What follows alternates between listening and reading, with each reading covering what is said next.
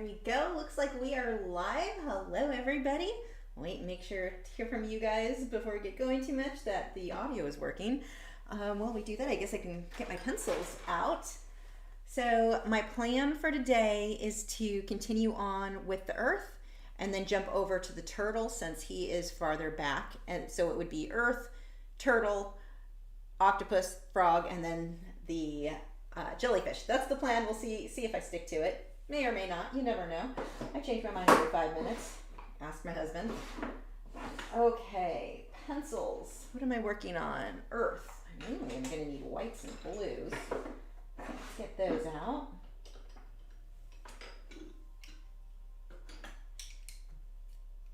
Okay, where is my white pencil?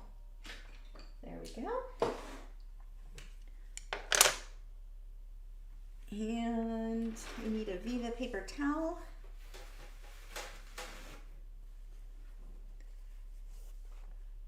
Is that it? Am I actually ready to go? This is weird. I have to be missing something. I'm never like ready my glassine, but that's not even really missing anything. This is weird for me to be this prepared. I'm definitely missing something, probably something major like audio. When's Aquashell? The one I will be going to is Dallas on Halloween weekend. I'm not sure the actual, the address or anything.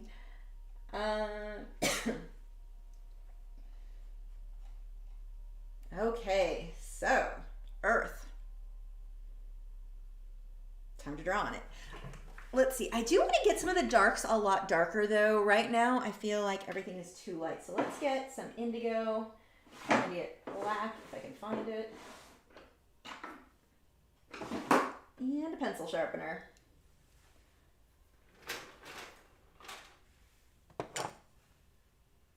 Okay. So I think that's where I'll start on this. Are getting better. Oh, I did not shake up so I'm not prepared. I don't have my texture fixative. Let me grab that. I didn't even shake it up yet.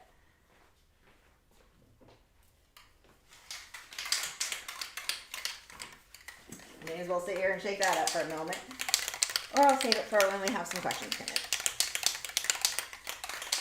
So the trick with the texture fixative, and when you want to spray this when you're working in Powder Blender, it says on the back, what does it say for how long? It's like 2 minutes. It says shake well for 30 seconds. Yeah, I'm gonna go more like a minute. Like shake it really, really well. You'll get sediment on the bottom. It's pretty much the same stuff, but in aerosol form as, do I have it over here? So here is the texture, the Ketchup Texture. It's the same concept. And see how, let's see if you can see that sediment at the bottom, the white, like this is, everywhere else is clear. But you get the, I can't hold this with one hand. You get that sediment down there. That's what's happening in this can, so we need to make sure that's shaken up really well. And I know from shaking that, it takes a bit to get it really, really shaken up. And I don't think it's too empty. It feels not empty. I've had a couple of these.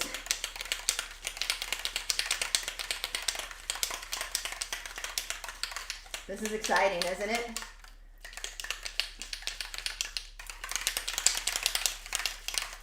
And I'll continuously turn the can, and I'm just going by my experience with this stuff. I know what it takes to shake this up and get it really mixed, so I'm making sure I'm doing the same with the can. So I keep turning it, twisting, turning it, and to make sure that that ball's hitting like anywhere where that sediment or the residue has like settled. You want to make sure this is really shaken up. If it is not, it will...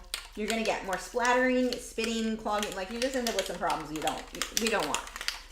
The other thing that I will often do is check the cap. If it's got anything dry, I'll pick that off on the front. If it starts to clog, you can pull this top piece off. I think mine has teeth marks on it because I always pull it off with my teeth because, you know, I make good life choices. But I will soak that in hot water, and that's another way to keep it from clogging. So I don't think I sprayed this last week. I think I said I was going to, and I never did. So chances are this is not gonna, I'm gonna have to do this in a couple of layers to get this as dark as what I want it to be. So let's just throw some of that in there. I have a feeling I'm gonna blend this and too much pencil is gonna come off because I don't think I sprayed. I don't remember now. It's been a week. I don't remember what happened 5 minutes ago. So let's go ahead and figure out where my blending tool is out. Nope, that's not what I need. Actually, I probably will use that though. Nope, that's colored pencil titanium white. Colored pencil titanium white. I've apparently got a bunch of that. Where's my powder? There's my open powder blender. It had to be in here somewhere. Wax said, what was it like to be an artist in the 90s in California? So I didn't decide that I wanted to be a professional artist until probably 97. Let's say it was around 97. So, you know, I'm into the late 90s. Back then, we didn't have the internet. And I don't know that it's a difference so much of California as much as just a difference in you didn't have internet. So just being an artist in general at that time period. Oh yeah, I definitely need to spray this. So we'll spray it and give it a few seconds to dry. But not having access to the internet, not having access to different resources on, like, I didn't know where to sell my work. There was no one to ask. There was no one, and that would be the one negative that I see with not having gone to college. 1 second. Another tip, I only push this about halfway, if even that, just far enough down for it to start to spray. I don't push really hard like I would with hairspray where you're just like all out, just a little bit. And that I find helps it to not have the splattering effect as well. But back before the internet, you went and talked to people. You did a lot of footwork. So like I remember driving around to, like I drive from San Bernardino County. I was Rancho Cucamonga is where I'm from, well, California, Claremont, but then Rancho is where I was at the time. And I would drive from Rancho all the way down, 2-3 hours in traffic, but drive all the way down to Laguna Beach, to Balboa. And I was going to different, because I was doing just marine life at the time, I would go to different galleries and talk to them. And the problem was those galleries already had established artists, and that's what they were looking for. I needed to start smaller. So I had to first figure that one out. Like I started at the top and had to work my way down to where it was an appropriate place for me. And just paying attention, you get in the head where you're like, I'm going to be an artist, and everything you see will be art. You see this with other things. Like people are like, I'm going to be a ghost hunter. And they think they see ghosts everywhere. There's a ghost under the bed. There's a ghost behind the easel. There's a ghost under the dog. Like they think they see it everywhere. And you can say that with pretty much anything when you get obsessed with it. So in my case, my obsession was art. So anytime I saw like art gallery, custom framing, so I would go talk to framers, talk to like anyone back there that I could get a hold of that would talk to me. And it was weird too back then, because it seemed like a lot of artists wanted to keep their secrets and didn't want to give you information. Like there was this weird almost culture, at least where I was, so I guess this could be a California thing, maybe it wasn't like this everywhere, but there was this culture of, if I help you, I'm hurting myself. Very odd. They were very secretive about their techniques. It wasn't like today where I'm like showing you everything I do. No, artists did not want you to know exactly what they did. And occasionally I'll meet older artists. Like there's one guy I met who goes to Aquashell. He won't tell you his methods. Because he's doing something weird with chemicals and I don't know, but he won't tell you what they are. And it's kind of funny. It's like, yeah, you're an old school artist. I can tell. You can tell because he's older anyway, but it's like, that was very common. People were very secretive. This is my method. This is the way I do it. I don't want anyone stealing it. It was very odd. So trying to find someone who would really like honestly help you was hard. Now I started teaching because, like where I was saying, being obsessed, everything you see, the ghost hunters or whatever. In my case, anything art related. So I'd be driving and see an ad for a frame shop, an ad for an art supply store, whatever it was. I was going to turn around and go back in there and see who I could talk to. So there was just a lot of footwork being done at the time. And luckily I met some different people. Like there was this, going back to the sign, there was a sign at Michael's. This is how I started teaching, saying they were looking for teachers. And I was like, I can do that. And through that, I met other teachers who would share, like when there was an art show, I just slowly started hearing more and more that way. You didn't find anything online. You went and tried to make those connections. And it was hard. It was very, very hard to find those connections. And they used to tell you, you wouldn't be successful as an artist till you were about 40. That was true in my case, but that was, I think, more to do with just, I was slow with the internet. Now, it does not take you that long. With the internet, you can right off the bat find people who are interested in your work if you do marketing right. So back then, there was no information on marketing. None of us knew how to do anything. Like I remember stopping by in Upland. The first place I ever displayed my work was a coffee shop in Upland. And you just went in and hung all your stuff up on the wall and nothing sold. It didn't do anything, but a lot of us would do anything to get our work in front of people. And you just start really from the bottom. Well, I started from the top. trying from the top and being rejected a million times, and had to back up and back up and back up till I finally found the bottom. But I didn't know where the bottom was. I didn't know where to start. So the coffee shop is where I started, or went that route. Then I found out there was Angel's Galleria, or it was the Pomona Arts Colony. I was working in an animal hospital in Pomona. Heard about the Pomona Arts Colony. Someone mentioned it to me because I used to hang my work up at the animal hospital I worked at. And so I went down there. I finally found a gallery. It took contacting several galleries before I found one that was willing to work with a beginner.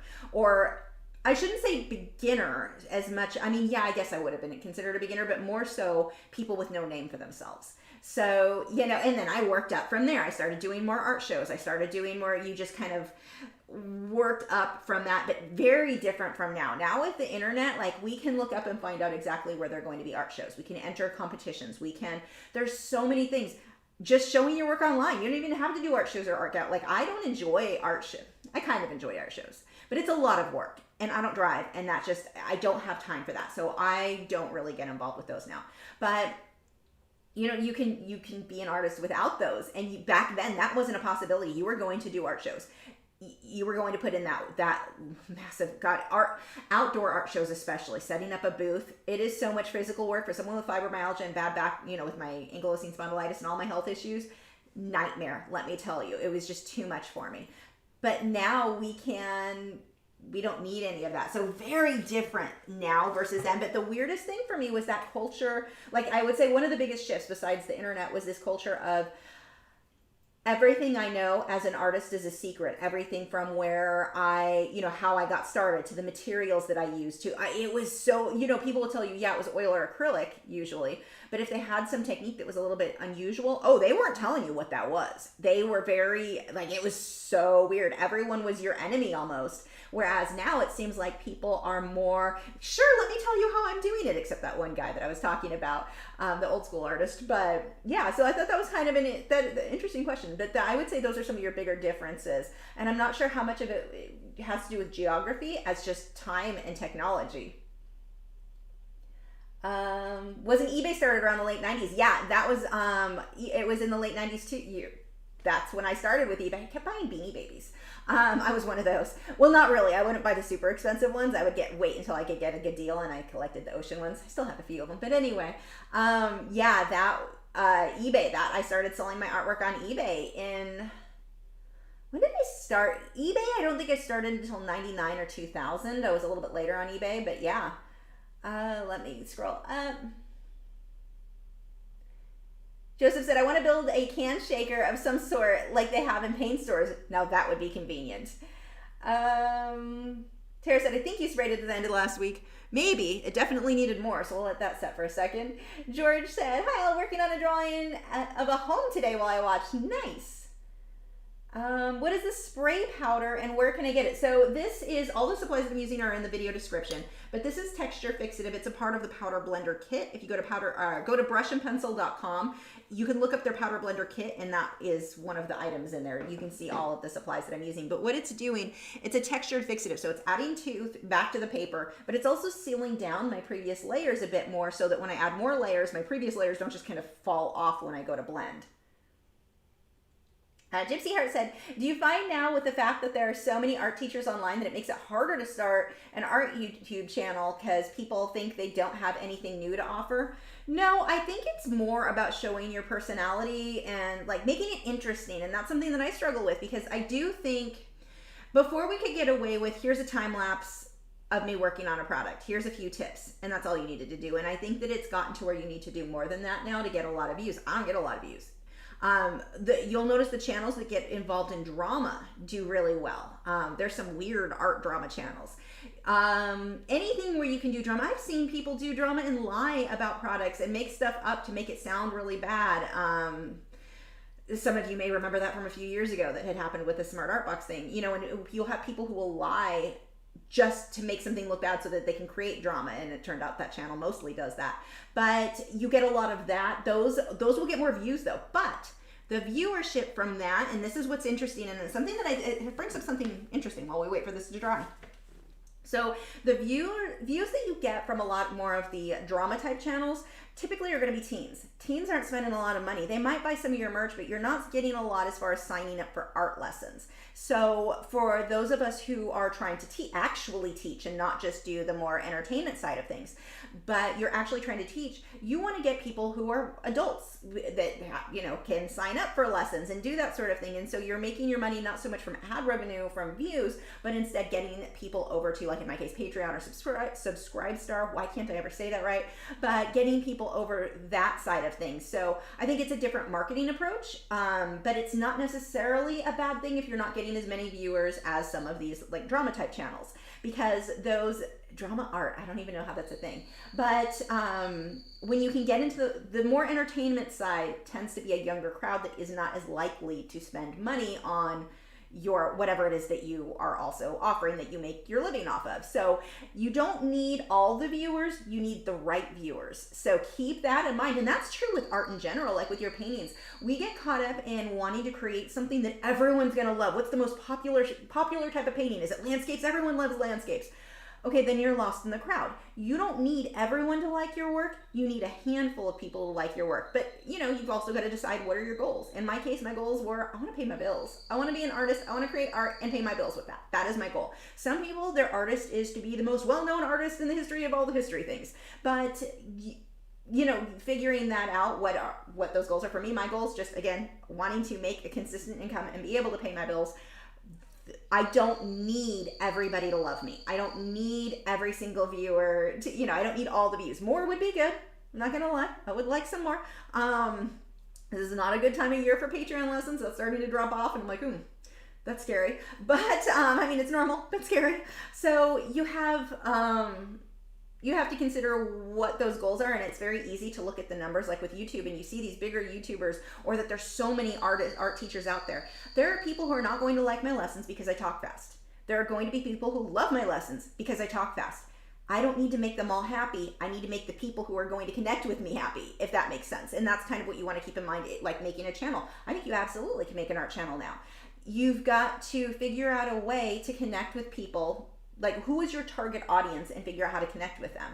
So one of the tips that people have is figuring out, like, imagine your target audience. Like, who exactly are you making videos for? For me, and you're going to have overlap, but you can't say everyone. I want everyone to love my work. You have to break that down a bit more. I want to help people. So I look back to, going back to the original part of our conversation, you know, what it was like getting started in the 90s as an artist.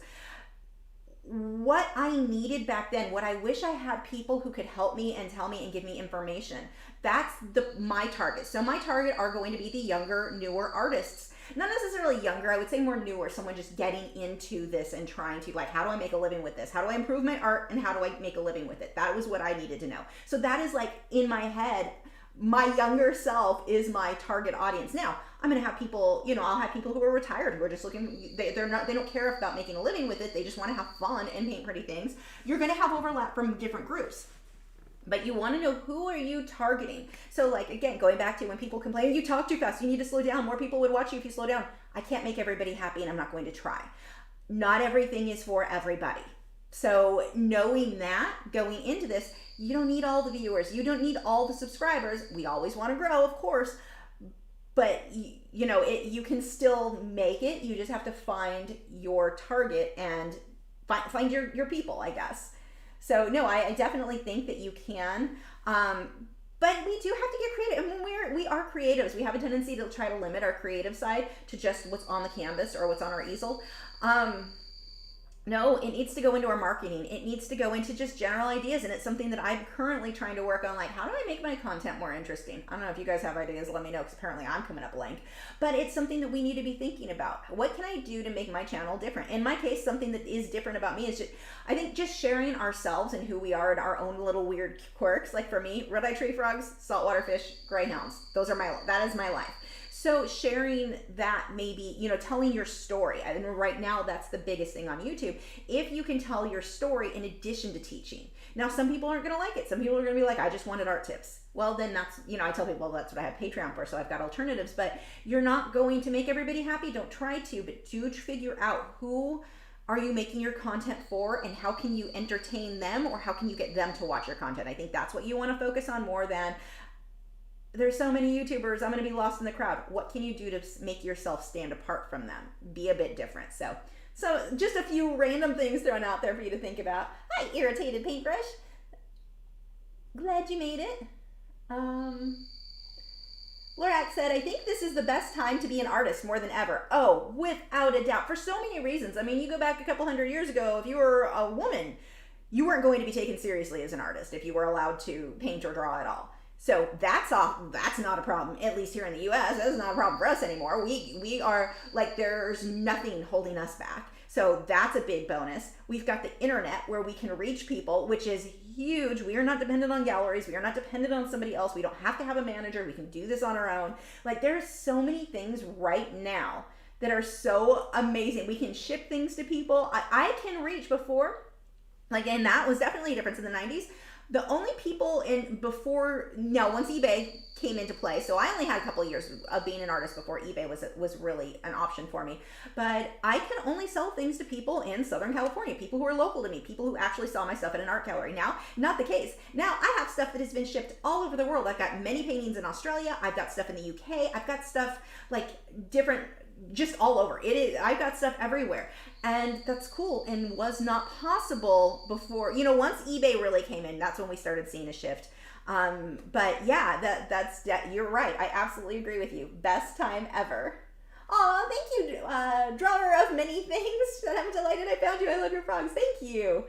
I just cleaned their tanks before we got started. They're so cute. They were barking like crazy this morning while I was trying to sleep. They woke me up a couple times. My shoe was falling off my foot.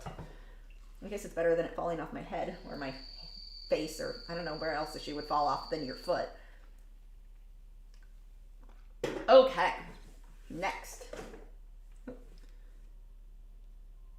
Oh, welcome, Lori, to Patreon. I just got a new patron.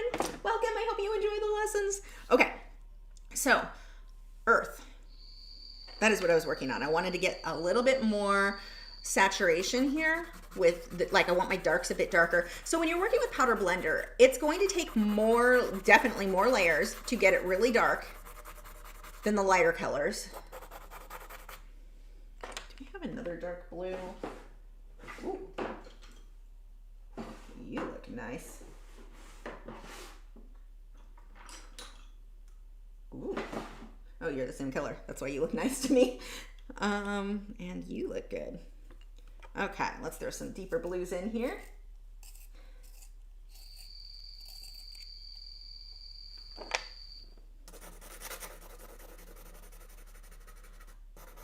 I remember going back to, trying to please everybody, doing a painting. I've told the story many times. A good friend of mine, I was doing the surreal landscape stuff, and he knew I was struggling, financially. I was living with my in-laws at the time. He's like, well, you can make more money if you just did normal landscapes. More people would want to buy them. And it's like, no, now I'm lost in the crowd of everyone else. That painting sold right away too. So that proves it even more wrong. But it's like, no, you don't want to be lost in the crowd. You don't, like, one of the things you'll see people do too, they'll copy another artist's work. Oh, this artist is popular. I'm going to make mine look just like theirs. Now, that's fine while you're learning, definitely. When you get to the point where you're trying to sell work, why would you want to compete with that other artist? Make it your own. Make something that is your own. Like, it absolutely copy. Like, I copied so much Christian Lassen stuff when I was first starting, while I learned. Like, super art hero there when it comes to marine life. But then when you start selling your work, you need to start making it your own. Make it different. Like, there's already Christian Lassen. I don't want to compete with him. So how can you make yours different?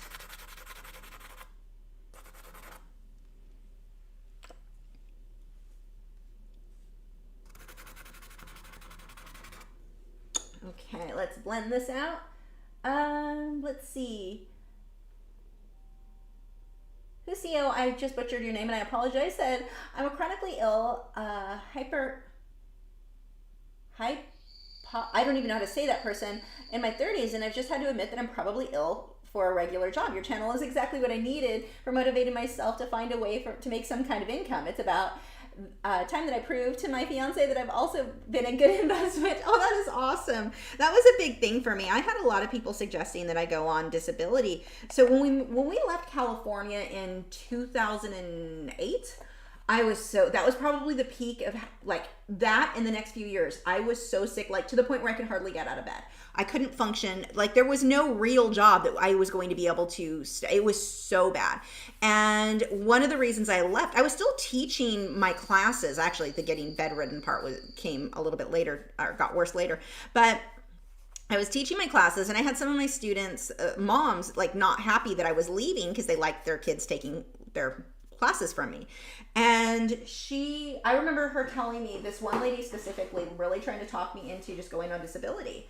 And I'm like, but that's not what I want. More. And I'm not judging somebody for being on disability. I'm just saying in my case, it was like, I have got to figure out a way to make this work. Like that is not the life that I want. I know enough people on disability. It's not like, oh, I just live and read books now. Like it's hard. It is hard to make ends meet. And I really didn't want that. And I wanted to be an artist. Like I felt that need to, I don't know if you want to call it a calling or whatever, but it was like this draw to the pun, no pun intended, to art and to make a living that way. Like I was just determined, this is what I'm going to do and I'm going to make that happen. And it took a while, but it is absolutely possible. And it's great because like yesterday, I haven't felt real well the last few days. I don't know, it's my stomach. I don't know if it was the anxiety of the new fish coming, because that if I get too anxious and anytime an animal's being shipped, I don't know why, everything's always gone well, but I get like super anxious. So I don't know if it was that. I don't know what the deal is. If I've been eating something that didn't work out well, my stomach has not felt well, and just overall, like my allergies are bugging me, as you'll hear me coughing. I just kind of felt crappy. And yesterday was a day I just needed to take a break. And I normally don't do that. I normally don't take days off at all. If I had a job where I was supposed to be there, I wouldn't have had that chance to rest up, to just kind of like lounge around. I stared at my fish for too long and not, have to work. And it's really nice because it's allowed me on those times where a normal job is going to be like, yeah, no, you can't just call in. I was just like, I don't feel good today. I don't think I'm going to do anything. I mean, I got some, not much. I did not get much done, but I took care of my animals for the most part. That's the main thing that I did, because that's a requirement, obviously. But it's nice to be able to do that. Like for someone like us, where we do have chronic illness, like it's easy for me to want to pretend that there's nothing. And you'll run into this where you start working hard, you kind of get in a groove of things, and things are going okay health-wise, you're getting stuff done, and you'll have that hit where you just feel like crap, and you're like, but I'm determined I have to work today. It's nice it's not the end of the world when you do have to take those breaks. I still struggle with it because I don't want to take the break, but it's really nice to be able to. I think I had a different point with that story and started rambling, and I think I missed where I was going with it. I kind of derailed a bit, so I don't know where that was supposed to land. I don't think that was it.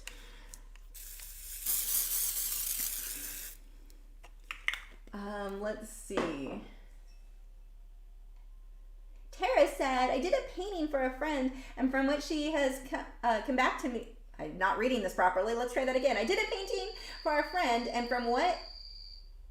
from that, she has come back to me with people wanting things done. I don't know if I should or not, because I have no idea what to charge or anything.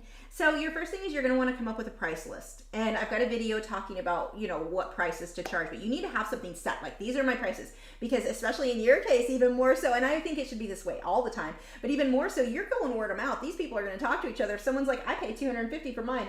Oh, I only paid $70 for mine. Like, have your set things so no one's like, hey, but if you feel that you can do something and they like it, go for it. But have a set price list. This is what I'm going to charge. Take a deposit. Oh my gosh, if you are new to art and you're just starting to get commissions, take a non-refundable deposit. You need something writing. I do it in emails. But that is going to cover the cost of your supplies and some of your time if they back out, and usually 50% is normal. But I used to do just $100 so that I knew the people were serious. I have had too many times, and all of us do this, where we're like, oh, we know the person, it's fine, and they just keep stringing you along, and for whatever reason don't have the money, or just ghost you and you never hear from them again. Like, that's a really common thing. So if you're new to doing commissions or taking jobs like that, get a non-refundable deposit. And if they are not willing to give you that deposit, if that makes them uncomfortable, they weren't going to pay you anyway. So save yourself the headache, but set up a price list. I've got that video. If you just look up, Lachri and how to price your artwork or something like that, it goes over some basics with that, but it's long. But do that. Have a set price list, and you will slowly over time raise up those prices. But take a deposit. And even if you're like, but I'm just new to this, don't care. That's even more so. You will be taken advantage of more than anyone else.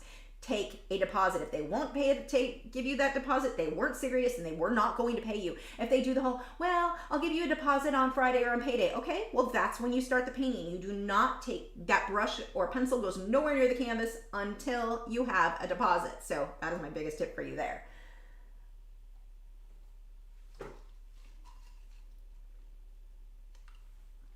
Okay. I'm gonna let that set, and I think I'm gonna just come over here while that's setting. I mean, I can take a hairdryer to it, but I'm being lazy and weirdly tired. And noise, I don't know if anyone else is like this. Loud noise, I'm not a fan of, which is odd because obviously, you know, teenagers blasting your music.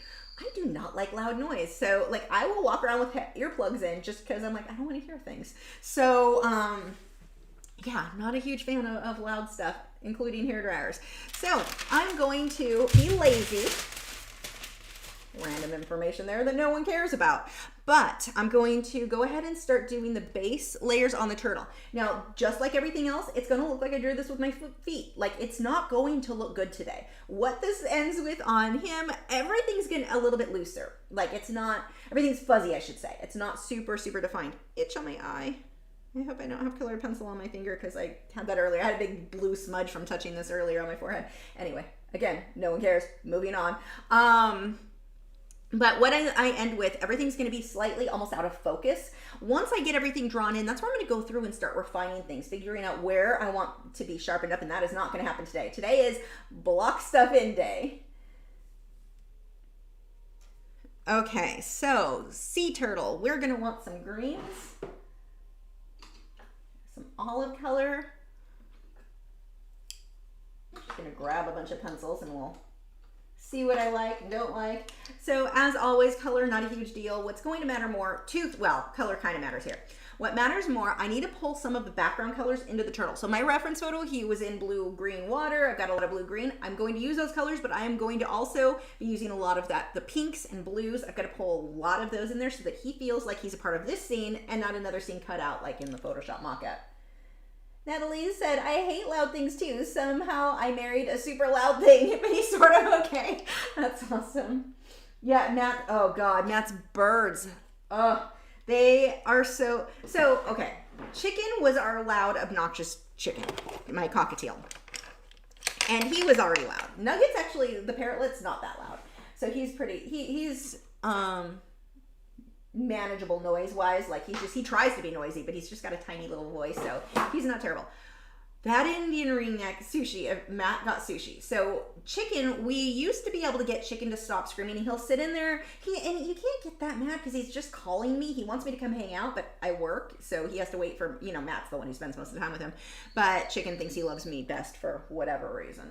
Whatever, chicken.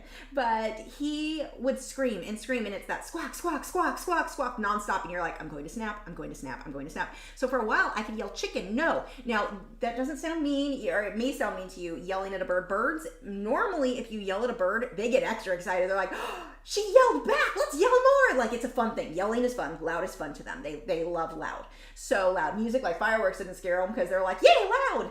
Birds like loud. So that worked for a while, and then it stopped working. We got to where we were yelling chicken no as often as he was, like it was constant. So the next thing that we did to get chicken to stop, I'm going somewhere with this story. Whether or not I land at the end goal, who knows. But we wanted chicken to, or that stopped working. So I started ignore him, which is always the first thing that is recommended. It just was not working with him. So then we would go and like cover the cage for 5 minutes so he could calm down, and then we'd uncover him and back and forth. Then I don't even know how I think it was working. I was doing something in the office, and my office shares a wall with the chicken room. So chicken was having a tantrum, and I just hit my palm to the wall. He stopped. So that has been my method, and chicken has not been having chicken tantrums. Like he'll talk here and there, chirping, talking and all that's normal, but it's when he starts to squawk, squawk, squawk, like they're super obnoxious, and he will continue on for hours. And he's just calling me. He wants me to come in the room with him. But, so it's like, again, you can't be mad. He's actually trying to be friendly. But anyway, so that, we finally got chicken to be quiet. Well, Sushi, Matt's Indian ring neck, is mimicking chicken squawk, squawk, squawk, squawk, squawk. It sounds just like, at first we thought it was chicken. No, it's sushi imitating him in sushi. We haven't found anything that makes sushi stop. But oh my gosh, that bird is loud. He is so noisy. He's hilarious. But dear God, is that Indian ringnecks? Whew. I mean, those of you with conures, I still can't compete with you. I'm nowhere near what these guys aren't anything like a conure, but man, do they get loud.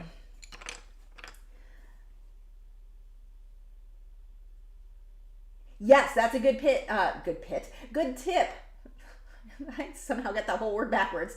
Drawer of Many Things said to Tara, I would suggest you have a simple contract outlining your price, size, materials, possible due date for your commissions. Absolutely. And that due date's a big deal because it's very easy. I know for me, I have a tendency to, and I've been really working on the whole deadline things lately myself. I will say I'm going to get something done, and I'm finding I have to give myself a deadline no matter what it is. So like, I've got to go back. I know there's somebody I owe more postcards to because some of them were damaged. They wanted them replaced, whatever. So I've got to go through. I never set a deadline. So months later, it's not been done yet. Yesterday, Sean, one of the guys from Aquashella that runs Aquashella, the one, if you saw my video that Sean and George set up my fish tank. So Sean contacted me yesterday about doing some stuff for Aquashella. And the first thing, I absolutely want to do it at this point. I'm like, he owns me and my artwork after setting up that tank for me. So I will do anything you want. But one of the things I have to ask, what's my deadline? Give me a date, because otherwise I'm going to push it off. I'm going to push it off until the last minute. So not only is it good communication with the client, so they know what to expect. That's very important. But also it'll make sure you stay on track. You've got a deadline. You know you need to get that done. What was the other thing I did I had to ship a painting to somebody, colored pencil piece. And they ordered it. And this is one of the things I am horrible about getting stuff shipped out. You guys know who are waiting for your giveaway paintings. They are sitting over here. I still need to get them out to you. Everything's been varnished. No, two things still need to be varnished. But anyway, I need to get more packaging. I've been slowly working on it, but I need to set, like with the shipping on the colored pencil one that sold, I told her, I'll be shipping it on this day. I had to give her an actual date. I don't know that she cared what the day was. I just had to like make it clear, this is when I'm going to send this to you, so that I would do it, because otherwise it would have taken another 3 weeks. I've done that to people who ordered stuff. Like didn't get a box, I just keep forgetting because I'm so busy with everything else. So that deadline has multiple reasons. Make sure they know what that is. Let's see. Hannah said, loud noises will be the death of me. My dog will randomly howl at cats in our neighborhood and goes ballistic. I'm like, dude, we have a cat and you love having him. Clark Meinhardt said, my sun conure is insanely loud. They're one of the worst too. Suns, they're beautiful. Dear God, they're one of the loud. Like, I'm going to say they almost compete with a macaw because that high pitch, like, whoo. And anytime I want to have a conversation that doesn't include him, he will get louder and louder to talk over me until he gets attention. They're so rotten. Such rotten chickens.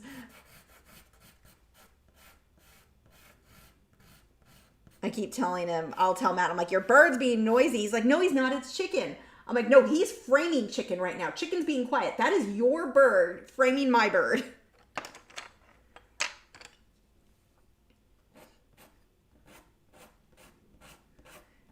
And then Matt's usual response, oh, it's cute. I'm like, oh my God.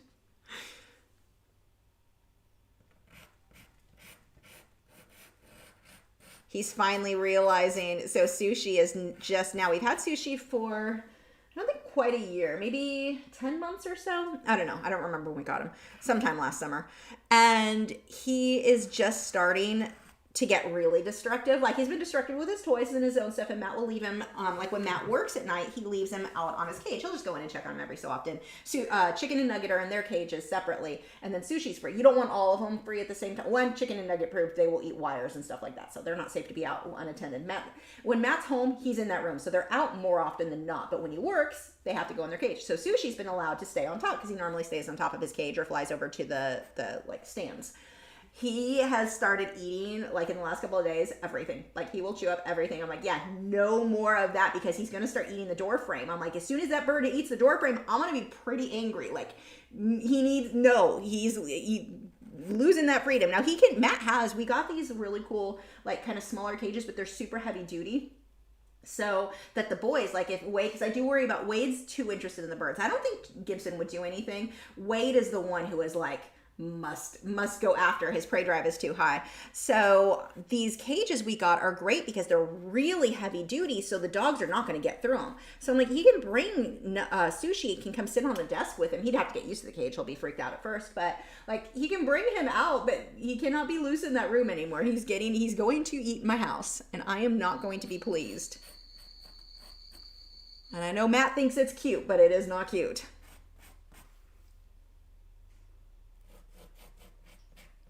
So these areas that I'm doing the light blue, they're actually white, or kind of, well, mostly white, but because we're in a space scene, we're going to go with a light blue. Hobby Artist said, have you tried putting cloth over your cockatiel? Apologies if I butchered that spelling. When you go to bed and taking it off when you get up. My mom had to do that as a child. Yeah, no, we do. They're covered at night when they sleep. Like right now they're asleep because my husband's schedule, we basically made them nearly nocturnal like we are. Like they usually don't wake up till 3 or 4 in the afternoon because that's when my husband gets up, my Matt, and then they stay up till like 1 in the morning. So they're currently nocturnal, but yeah, they get covered every night when they sleep, and that helps especially with chickens. So cockatiels they get night terrors or like night frights, and they will flip out, and so having his cage covered seems to help minimize that, so he's not seeing anything that would like startle him awake. So yeah, no, they are definitely covered when they sleep. And then with chicken, when he gets really bad, even with the smacking the wall thing, as much as that's been working, the other day it wasn't, and I had to go in and cover him. It's like you just need to get him to calm down for 5-10 minutes, and then you can go uncover him again. But yeah, no, it works great. It's just getting him to break the like nonstop scream, and he will carry on with that obnoxious scream for hours if you let him. Let's see. Husio, who I'm butchering their name, I apologize. And my current dog barely ever barks, and I have no idea how I will handle the next dog I'm going to adopt. I did not expect to have this silence in my house. Yeah, these guys don't, greyhounds are really quiet. So they are not typically barkers. Like it's weird if you hear them bark, extremely unusual. I'm not a fan of the barkers. The real yappy dogs are just not my, although I wouldn't hate if you guys would bark if someone was like at the door or something, at least pretend you're watchdogs. I wouldn't mind that. But every once in a while, like was it yesterday? I laid down to try and nap, and randomly I hear Gibson yell. Gibson is such a drama queen, but he screamed about something, and I come running out like, oh my gosh, is he hurt? What happened? He's laying in his bed, or he was laying in Wade's crate for some reason. Wade was sleeping in Gibson's bed. Gibson wouldn't wait, whatever.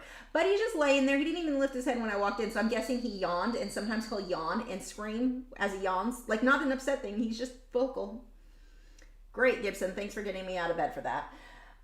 Let's see.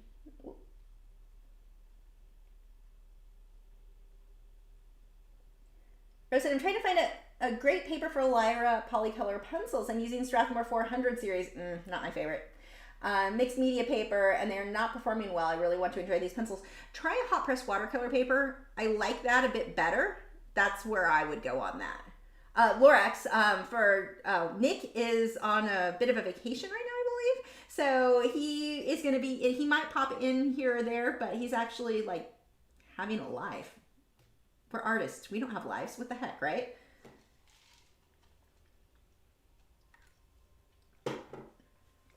Okay. I'll have to clean these lines up later, but we're just gonna block these in. When you work on sanded paper, you do not need to keep your pencil sharp either, which is kind of amazing. If you're working on a hot press watercolor paper, we want those pencils sharp. You do not need it here.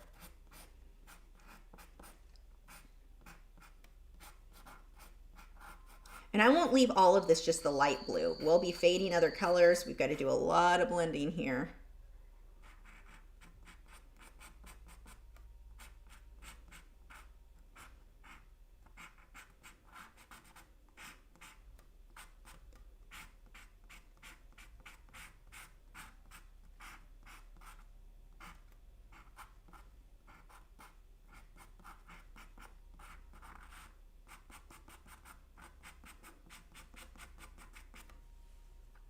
Natalie said, I have 2 loud grays, barking tantrums from Mr. Drama, yips and roos, and drama screams from Miss All About Me. They don't bark at other people, though. Yeah, that sounds about right. Like, Gibson will yawn and a howl thing happens sometimes. The screaming. I was busy doing something and I couldn't stop, and I heard him screaming. He'd been in the backyard. I know, he probably stepped on something, twisted his foot a little. He's fine, he's not limping or anything, but it's like, what? I had to, like, I'm rushing out there. I could not stop at the moment what I was doing, but I had to, because, what was I doing? I don't remember what I was doing. I just remember, like, really, dog? You're fine, but you had, like, stop screaming about everything.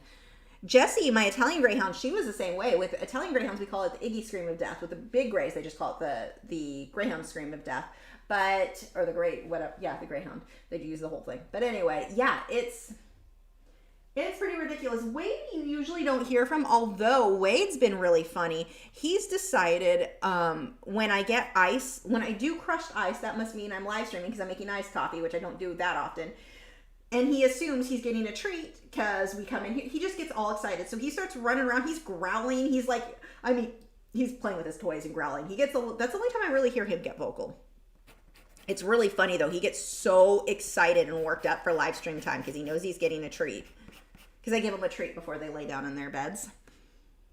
But yeah, that's been funny.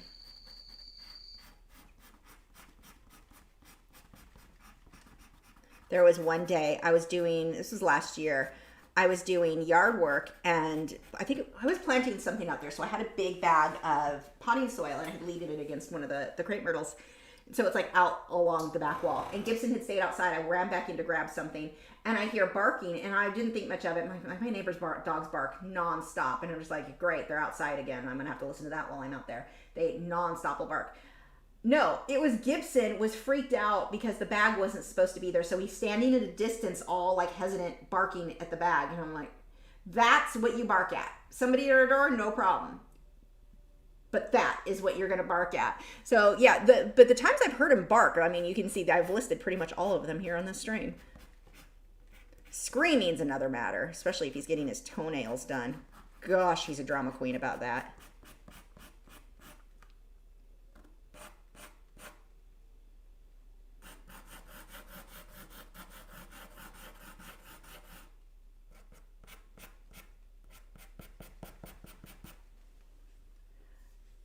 Let's see. Paul said, are you still a fan of those Strathmore papers? Which ones?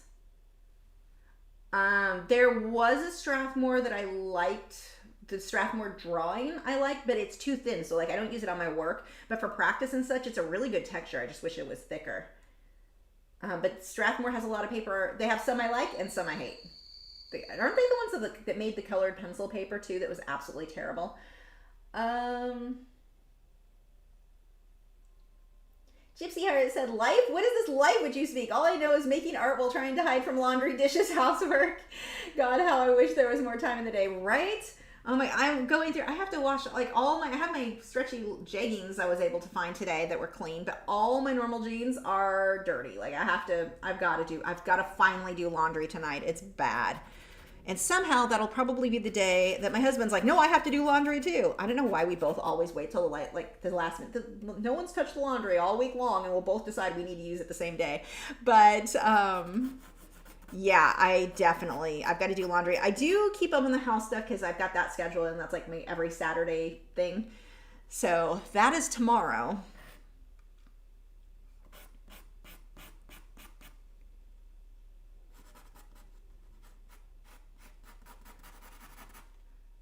A lot of this will change once we start filling in other color, but again, just a base. Natalie said, yep, Mr. Drama almost never screams. He did last week, though, for a solid 2 minutes. Gave him a pat and a hug, and he went back to playing. These dogs are, like, they're hilarious, but God, they're drama queen. Wade, not so much. Wade's pretty, like, even with stuff. Gibson, though, oh man. Paul said, oh, I almost forgot. What's your thoughts on this Instagram page is asking you to repost your piece under their account, but they'd credit you, but doesn't sit right with me. Any thoughts? I don't use Instagram. I'm not sure what that is. Repost their piece. Like, I don't mind, like, if an Instagram account wants to share my work, they always had permission. Like, you can share it as long as you credit me for it. Take my work, share it, get it in front of as many people as possible. I'm all for that. But some of them, there are some scammy things out there where they take advantage of newer artists. So here's the thing. We have a tendency to believe you just need people to see your work and they're going to be taken aback by it. Like, oh my God, it's amazing. And now you instantly you went viral. That's the thing everyone wants to do. Then we're going to go viral. And then they make it. Doesn't work. Like, I've had big accounts share my work and you'll gain a few subscribers, but not enough that it's worth paying for, is kind of my thing. And so I remember Sarah Makes Art, she had that happen a couple of times where they will contact her, or, I've known of lots of people, they'll contact you, hey, if you pay us this much, we'll share your art on our account. It's almost never worth it. Like, it really isn't. Unless you're doing something so unique, which I doubt everyone's seen it all. I mean, they're not going to be like, this is the best thing, I have to follow this person. It's probably not going to happen. So no, I wouldn't. I mean, okay, I won't pay for it, I should say. I don't use Instagram anyway because no one's going to see your stuff anyway unless you pay, because it's, pay to play now for both Instagram and Facebook, which, no. Yeah, those accounts that want to charge you to reshare, no. Absolutely not. You're not going to gain that many new subscribers or many new followers. Do it organically. Do it on your own. Use proper hashtags. I mean, good luck because it's Instagram, which means it's Facebook, which means no one's going to see it. But no, I would not pay for it. It's really not worth it. I mean, even bigger channels that I've done collaborations with, like I did one with Fine Art Tips, Leonardo, I believe. Really cool guy. I gained a few. It's not like wow, this channel is way bigger than mine and I'm going to gain all those extra subscribers. It just doesn't really quite work that way. So as far as when it comes paying, doing it organically, yeah, if you want to do a collaboration with people, absolutely. Someone wants to share your stuff for free, absolutely. They want you to pay, heck no. I don't think there's benefit. And the other thing too, when you get into Instagram and Facebook, here's the thing. We desperately, in the beginning of Facebook, so you go back to like 2012, 2013, it would have possibly been worth it to build that account, get as many subscribers or as many followers or likes or whatever as you could, build that as much as you could. And that's what Facebook told us to do, because then, people would follow us and they'd see our content. Facebook made it so that when someone follows us anyway, so let's say you get a new follower, they're probably not going to see your work anyway. 3% of your followers are seeing your work, if you're lucky. It's not worth building. It's not worth paying for. I don't see any reason to build my business on Facebook at this point. I think it's a bad long-term investment. I think maybe initially you get a little bit of business, fine, but I think as far as like paying money to build anything on that platform, putting too much time into it, I don't think it's a good long-term investment. I think long-term, I want to get people following me on platforms where they can actually see my content. Both Cletus and Benedict are losing their minds over there, chirping away. Let's see.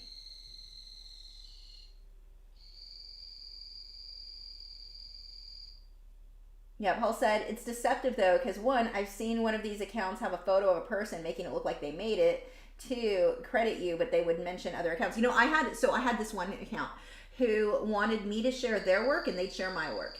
And we did it. And then I don't remember if something was weird with the timing where I was like, it's already getting, like, it's a little weird. Like, I'm not sure what, like, they didn't share it right, or they didn't what they needed me to put different tags. I don't know. They got weirdly demanding. I'm like, all right, whatever. And the account wasn't even very big. Like, they were certainly not any bigger than me. I think they were quite a bit smaller than I was. And they wanted me to share theirs. They shared mine. They took the post of mine that they shared on their page, they took it down within a few hours. That was shady. They got me to post it, and if I wouldn't have paid attention, I would have just forever been advertising for them, and they took me. So, do you trust the person too? That one was a little bit like, seriously, dude? That was kind of a jerk move. They got blocked after that. Like, and I think they contacted me again wanting to do it again. I'm like, why would I do that? Why? That one was a while ago. I don't remember all the details.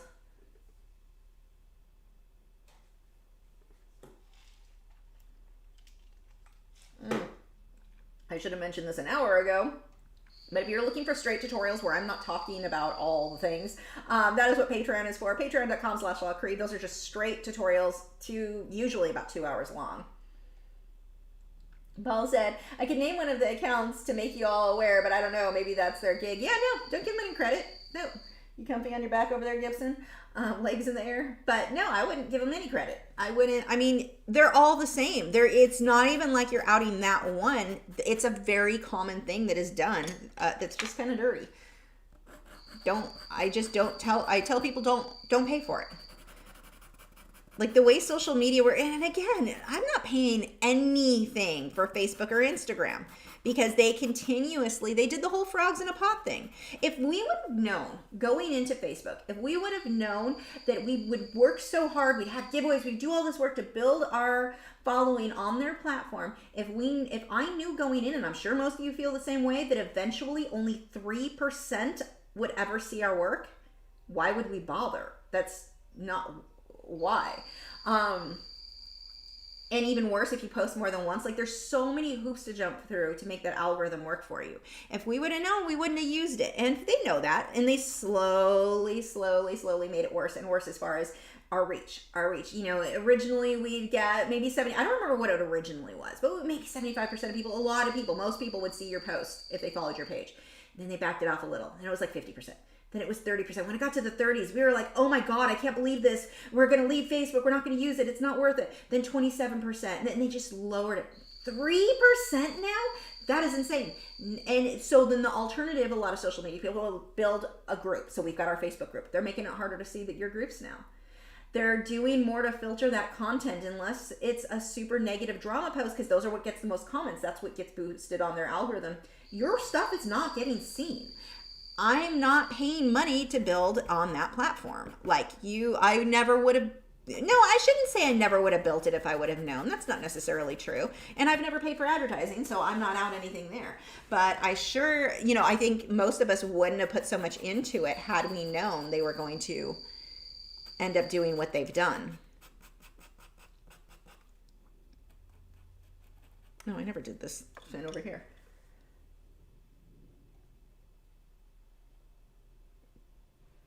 Yeah, Paul said, and me being lazy would never expand the description and click on the artist. That's too much work. Yeah. I think having your social media, or your website or whatever, on a watermark on your artwork definitely helps with that, so that if someone posts that image, that's there either way. So they can't get all creative on not including that. It's crazy to me how many scammers there are out there, people that take advantage of other people. Like, it's just crazy. Hobby Artist said, hi Lisa, what are your thoughts on using Strathmore mixed media paper for watercolor pencils? I've never used it for watercolor pencils, so I honestly don't know. I have no help there. For watercolor pencils, I think I've only used the Arches hot press. I might have used Fabriano Artistico extra white hot press, but I've not. That's it for me on those.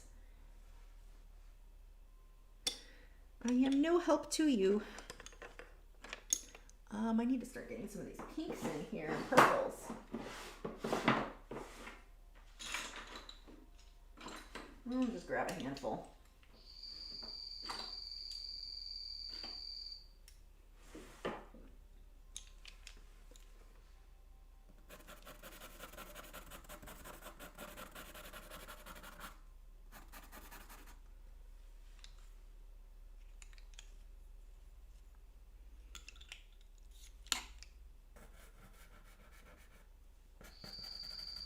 Again, got to make sure to use those background colors.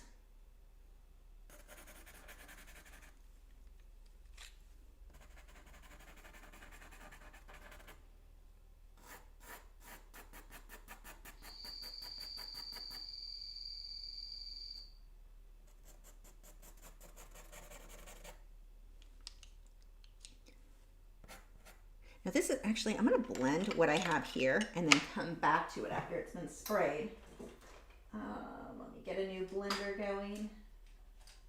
Yeah, that'll work.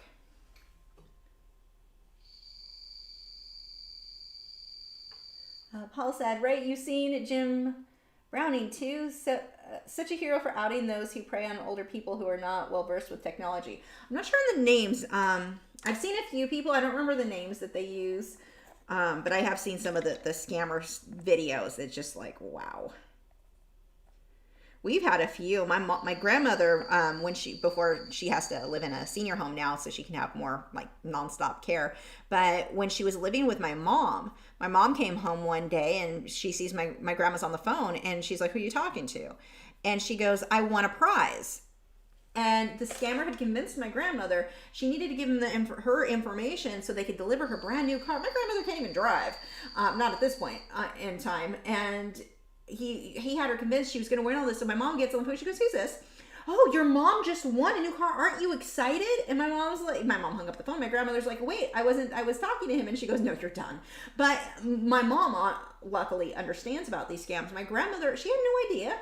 And I wouldn't even say it was that she was that excited. She was more confused, like, because her mind was kind of gone at this point. She didn't really know what was going on. She was just going to give this man anything he asked for because she thought that's what she was supposed to do. It's infuriating. And then listening to the justification. So there was a guy, and I guess he's followed me for a while. I think I ended up blocking him after this one. I'm like, if you're that kind of a person, you can F off. So he commented on my video about the scammers, something about it's a hard work, more honest job than most like bankers or CEOs or whatever. They put in harder work or more work. At least it's an honest, something like that. And I'm like, I'm sorry, what? Yeah, you cannot justify scamming elderly people and stealing from them. Like, there's no justification for that. I don't care if you like the person or not. I am not okay with stealing from anybody. Also, you've apparently never known someone who was a CEO or a banker, because let me tell you, the stress they're under from that job and how much that job demands is not worth the pay. Now, yeah, you get some dirty people involved in whatever, CEOs and all that, where they do some really bad stuff, but you get that in any industry. That's true no matter what. Like, it was kind of funny. I'm like, wow. But it was interesting because I was like, is this what they tell people? So I'm guessing that either him or someone he knew worked in one of these scamming call centers. And it was like, is this how they justify, like, what they tell them when they hire them on to make them feel better about lying and scamming elderly? Is that at least it's an honest, hardworking job? And I know one of the things they were told, something like, it doesn't, one person told me that they were told something, what was it, that Americans have too much, so this is how they get their share or their fair share. Like, it's weird, some of the stuff that they tell their people who work there. Very, very... I was surprised to see how the scammers justified it to themselves, doing these horrible things to other people like that. It was kind of shocking to me, like, wow. I don't care how much I like or dislike someone. It is never like the concept or the thought of stealing like that and hurting the elderly, especially, like, what in the world? Yeah, there were a couple of people. I think there were like 2 comments on my video about the scammers that were justifying what the scammers do. And I'm like, I'm sorry, no. Paul said, I love my grandparents so much and they were taken advantage of too. Like, it breaks my heart because I couldn't protect them. And that happens so much. I mentioned this, did I mention? I don't know when one of the videos or live stream, I don't remember.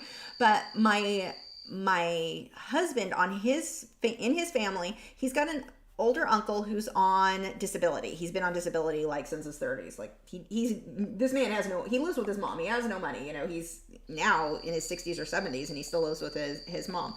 So, I mean, it works. It's like that is their family structure. But point is, guy has no money. He has been on disability for a very long time. I don't even remember why he's on disability. But he's been taking advantage of one of these scammers that were like, I'm super rich. I just need you to send me money so that I can send you money. And this has been going on for like better part of a decade. it's a woman. Well, he thinks he's talking to a woman. He probably not, but he just sent like his stimulus check, his tax refund. I don't know why he's getting a tax refund, because you're not paying tax. I don't know how that worked out, but keeps sending this woman money. She keeps coming up with some stats, or oh, I've got millions. Your family is going to be so rich. That's coming, and he'll contact his family. He's told everyone about it, and no one can talk him out of doing this. They keep telling him stop. Now it's just turned into a family joke where they're all making fun of him. They're like, they've been warning him for years. He will not listen. And he's like, oh, aren't you guys excited? We're going to be millionaires soon. We're going to be like, I want to say it's like 12 years this has been going on. They can't convince him to stop sending this person money. It is insane to me. Very, very sad. It's sad. Like the average person, I think, doesn't realize how common it is for some people to just be very, very trusting, very naive. And it, like, I've heard people say, well, if you're dumb enough to fall for it, okay, but that's the kind of the point. They are like, they're not all, they just don't have the same mental facilities that you do. Therefore, we should be protecting them. Let's see. The intuitive artist said, we stopped letting my grandmother handle business over the phone, period. My mom did it with her there. Now my mom is starting to get that, but oh, that sucks. Velma said, I was called today from customs that there was a package or shipment in my name that had drugs in it. Mind you, it was a recording and they didn't mention any specific name. Yeah, there's so many scams out there. That's one thing. It's like, it's gotten better to be an artist, but I feel like the scammers have gotten more evolved. The internet has just really given them a lot more ability to screw people over, which sucks.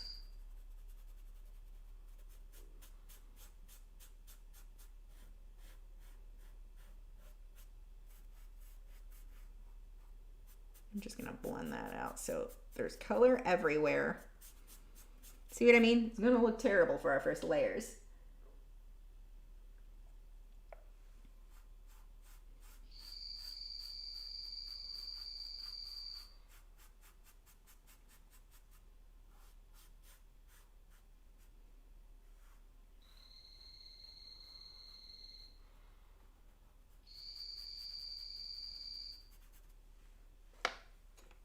No, I don't need to spray that just yet. I can keep layering on top of that. I just wanted that blended out. Yeah, the intuitive artist, I just don't answer him at the phone. One thing that's kind of nice, I still have a 909 area code from living in Southern California. It never changed when I moved here. And so if I get a call from 909 that I don't know, I know right off the bat it's spam. Like, there's no chance it's like a doctor's office or anything like that. Like, it is spam if it's 909, which definitely makes things easier for me. Angie's Creative Studio said, I just got a call on my husband's phone saying that Amazon has a $700 package for him. Right. Guys, some of these... And we laugh, and you think, well, like, who would fall for that? Like, who was the one? I took a screenshot. Is there one yesterday? Do I have it here? Now, here's one for you YouTubers. We get people trying to scam us into doing ads for actually, do I have it? I don't think I screenshotted it. I think I just deleted it.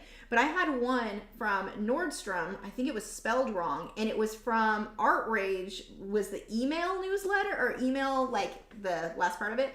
So definitely not Nordstrom. But you will watch, like, clearly the person's first language is not English. But that would be an American company, or it should be based, we outsource everything, but probably their grammar would be better than what this one was. And it's, hey, we want to offer you a good cooperation on your videos for blah, blah, blah. And they try to get you to click a link or download a file. They now just got access to your computer. Don't do that. So what I like to do is just look at, I need to make a separate video. I should have screenshotted this because this would actually make for a good video for artists. Well, I guess it's more specific to YouTubers, but you have a lot of people will try to scam. If you make videos, they will send you things saying they want to do an ad on your video, which sounds like, yeah, no. Sometimes they're legitimate. You can usually tell when they are, but there are a lot of them. There was one, and it took me a minute to realize what it was. One of them claiming it was Blizzard, and I'm like, would it be? Because I do have some videos with Warcraft stuff Is that possible? And then you read it again and you're looking at the email thing and it's like, oh no, this one is a scam. That one was actually written well, but it had, as soon as they want you to, here's our file, open this PDF, out. There's no reason for me to have to click on anything. There's no reason, like when that happens, no. Now, I do have companies that will contact me wanting to review products, do things that make sense for the channel, but like stuff like Nordstrom and all of this, those are scams. But where's the one? Let me see if I've got the screenshot I'll tell you guys about.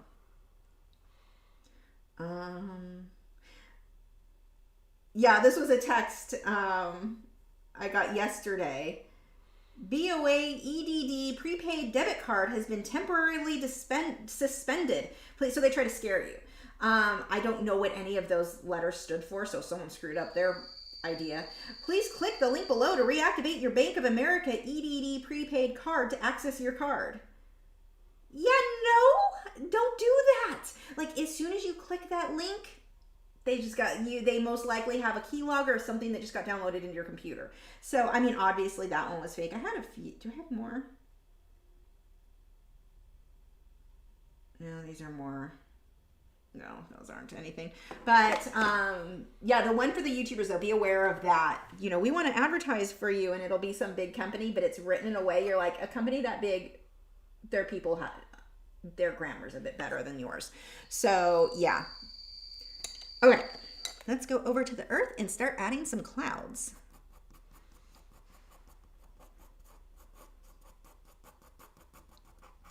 I'm just going to do it a little bit sketchy, and I can fill in once I get my general shapes in there the way I want them to be.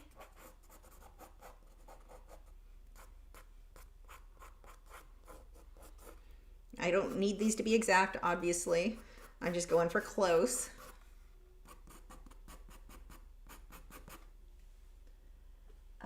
Let's see. Paul said, no way, that's paranoia inducing. Having someone remotely accessing your computer, no ma'am. Do not click the links. You get an email and it is not super trusted. Do not click links. Don't open a PDF. Don't open a file they send you. Do not click any of the things. None of the things. Tara said, I got a text saying that they suspended my bank card due to suspicious activity and it was from a bank I don't have. That was me. I don't use Bank of America. Anything to do with, but so many will panic and click the link. Exactly. That's what they're trying to do. Nikki Chickadee said, Bank of America EDD card is an unemployment debit card. I guess they're just banking on that a lot of people are unemployed right now. Like, I didn't even know what those things meant. But you would think just saying your debit card or like something would make more people jump to it, because I'm like, clearly that's fake, because I don't even know what that means.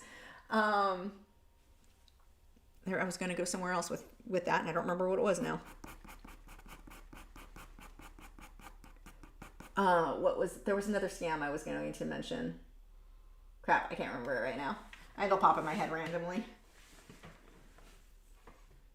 I get a lot of the text message ones.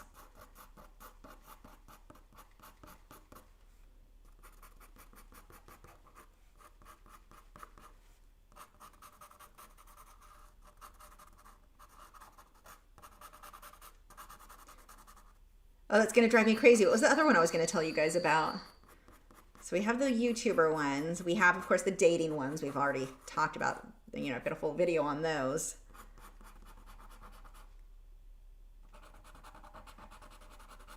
The IRS ones, the recorded ones. We've got all of those. IRS does not call you, by the way, ever. Yeah, Joseph said, I get 3 calls a day about upgrading my automobile warranty. I ride a bike. Yeah, get those a lot.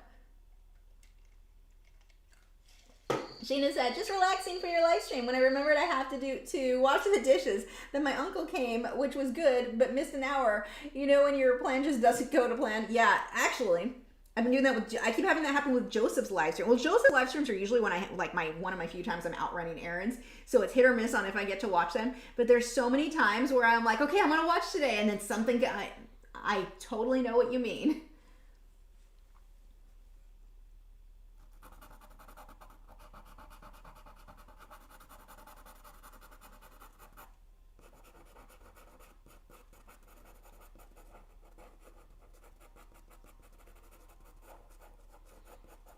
I think the other scam I was thinking about was an email one too, and one of the ones that I always thought was super creative, because they don't know I'm a big, huge prude. The ones where it says, it's like written in a way, I'm like, you know what, you almost deserve to win this one if someone fell for it because they were watching dirty things. But the ones that are worded like really long one, I'm sorry to inform you, essentially they claim that they caught you on your webcam watching adult material. And if you don't send them $5,000 or whatever it is they want, that they are going to release that information, because they also now have your whole email list. They're going to release that information or the video of whatever you were doing while watching. It'll go like, oh, you have good taste. Like you were watching something I approve, I like too. But I am going to send this video of you doing whatever they think you were, that they're insinuating you were doing, to all your friends and family and coworkers and all that if you don't pay them. And I'm like, that one cracks me up. I'm like, that one's creative, because how many people panic and they're like, I did do that thing. I did do the dirty thing, and I don't want people to know. And like, don't click the links. If you ever wonder too if something is a scam, you can do a copy paste. Just take the text, not the link, the text. Put that in Google and it'll come up and tell you, other people are like, yeah, this one's a scam. So it's an easy way to check.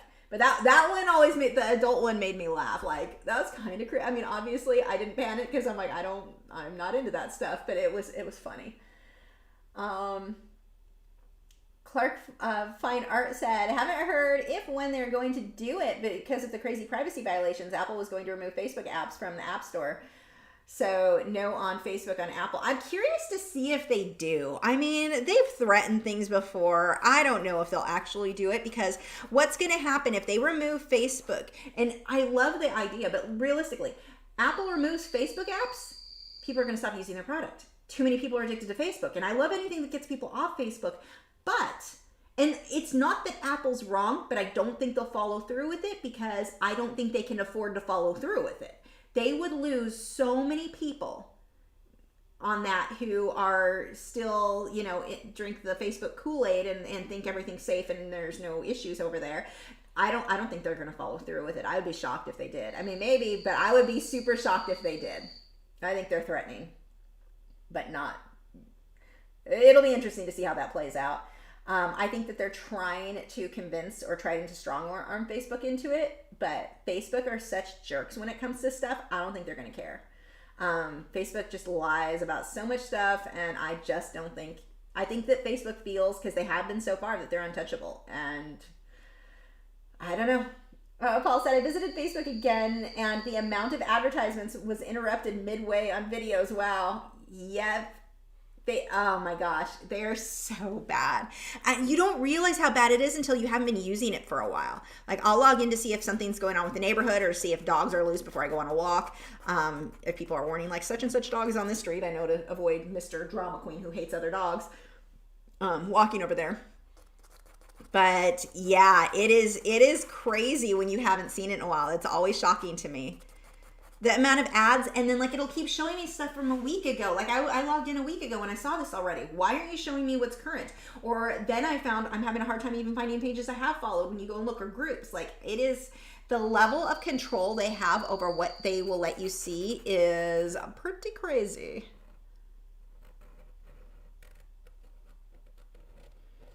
It's definitely eye-opening. And the fact that they're starting to ban accounts and get people in trouble for sharing their MeWe info.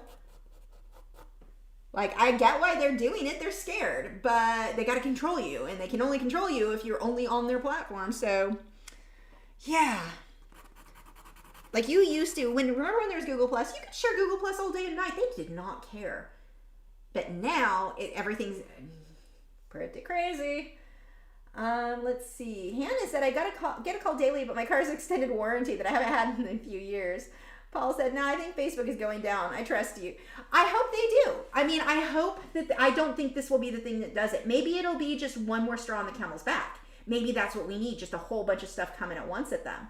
But I would like to see them eventually go down. I just don't know how long it's going to take. And I think eventually they will fail. Because they just keep shooting themselves in their own foot. If you can only do that so many times before you have no foot.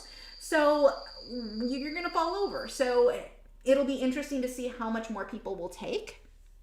But you have so many people who are so delusional and they believe everything they read. So when Facebook's like, no, this bad thing we're doing to you, it's a good thing.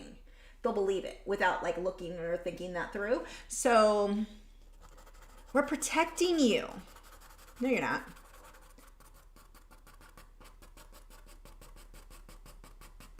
I also find it to be a little bit disturbing, and this is one of the things where you start going, how well is this going to go?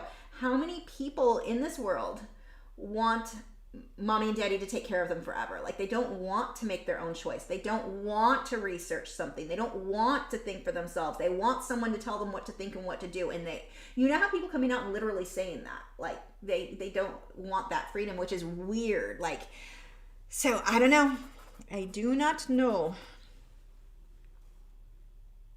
Too many people want to be permanent children, I think. Like, they don't want to take responsibility for themselves. It's so odd. This just jumped.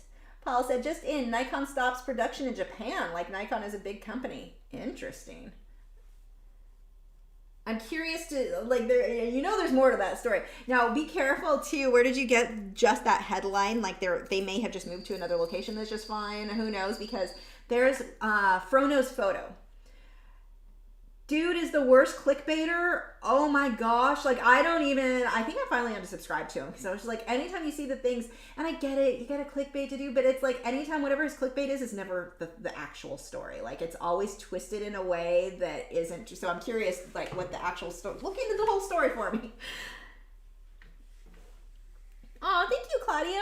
So thank you for making the world a better with your art. Thank you.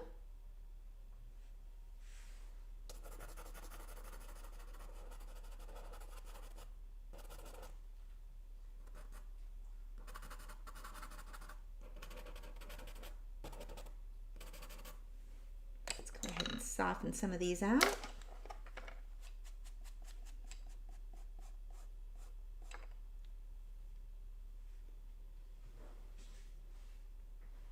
Yeah, you're right. Intuitive artist said it has always been the big guy's plan to make people not want to think. Yep. It's easier to control people when they depend on you for everything.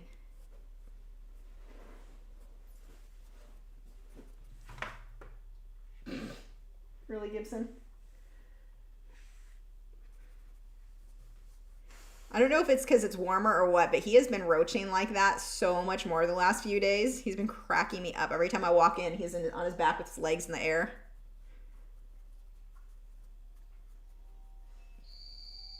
He's definitely a greyhound. Wade does it too sometimes, but Gibson is just like, more often than not. Oh, you know what I wanted to do too? Actually, I'll do it while it's still sitting there like that. I want to use my colored pencil titanium. Mine has paint all over it. It's not normally splattered like that. But this is, think of it like ground up white colored pencil. There's more to it than that to make it work right, but that's kind of like the simplistic way, there's a P, not a B there. Simplistic way to think of that. So what I'm going to do, normally you see me do this for fine details where I mix it with my texture fixative, but this is what it's actually supposed to be used for. Need this right now. Nope. Paul said, what's up with these companies shutting down? Oh, so much to do with that. Like, there's so much involved. You have zombie virus put a lot of stuff out of business. There's shortages everywhere on everything right now. Like, just getting video cameras for some people are having a hard time. Getting the computer chips they need for computers is getting to be a difficult. Like, there's a shortage on glass. Like, so glass aquariums, the big aquariums for the bigger ones, they're having a hard time getting these made because there's a shortage.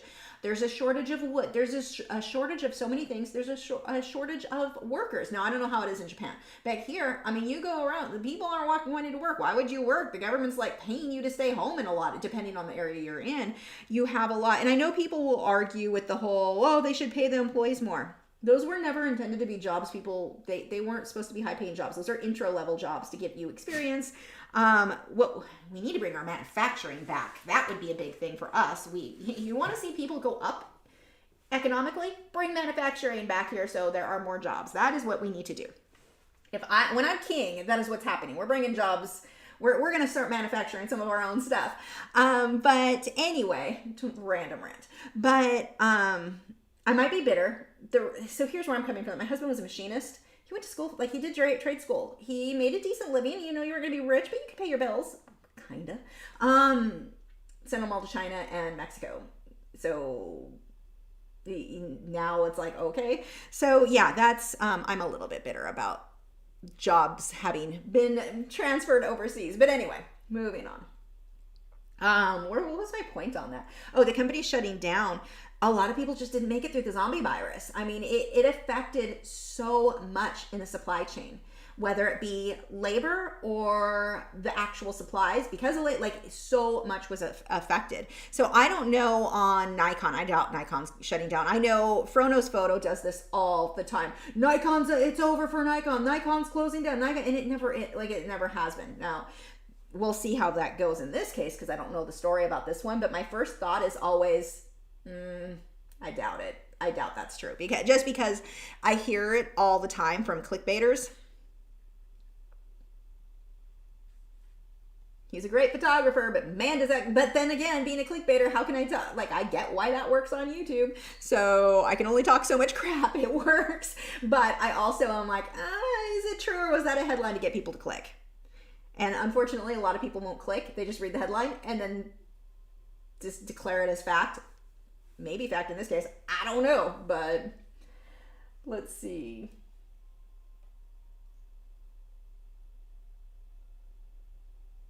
Paul said, can we talk about how it's ridiculously hot? Like, this is not fun. You know, for the first time, it's only 87 degrees here right now. Is it 87? Yeah, 87. This has been the most mild summer I think I've ever experienced in Texas so far. Hopefully it stays that way. But yeah, you guys on some of these other areas are getting like just beat with this heat. Like, for some reason, our heat went and got you guys. Like, it's always warm here, so we expect that here. One of the differences is we've all got air conditioning here because you have to live in Texas. But a lot of the areas being hit, not everyone has air conditioning, so that's where it's really sucked. When growing up, we did not have a lot of money when I grew up at all. Like, there were definitely some stages where we were considered poverty level. There were a lot of those stages. But anyway, we didn't have air conditioning, and in Southern California, you had times it was so hot, but we did have bars on the window, so it was safe enough to leave your windows open, and we'd have a ceiling fan going. And I remember laying on the floor in my bedroom, spraying I'm supposed to be falling asleep, but I couldn't. So I take a spray bottle and spray it in the air so the fan would blow it on me just to cool myself down a little bit. God, that sucked. I feel for you guys. Like, every time somebody is talking about it being so hot and not having air conditioning, oh my gosh. So what I'm doing is just applying it kind of like I would pan pastels right over areas that I want to be nice and soft, but with that white. It is perfect for the clouds. Paul said, is this really it? Is this what we talked about in elementary school to 20 to 30 years ago? I believe global warming is here and real. Yeah, I mean, climate changes. That's as much as I can say on that. Like, that's such a long, drawn out conversation.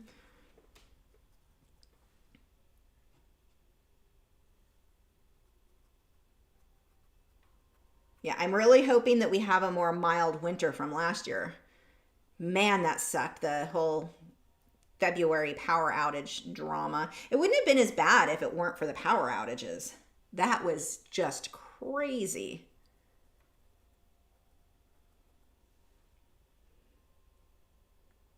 Eo said, it's crazy hot for Canada, and my husband and I don't have air conditioning.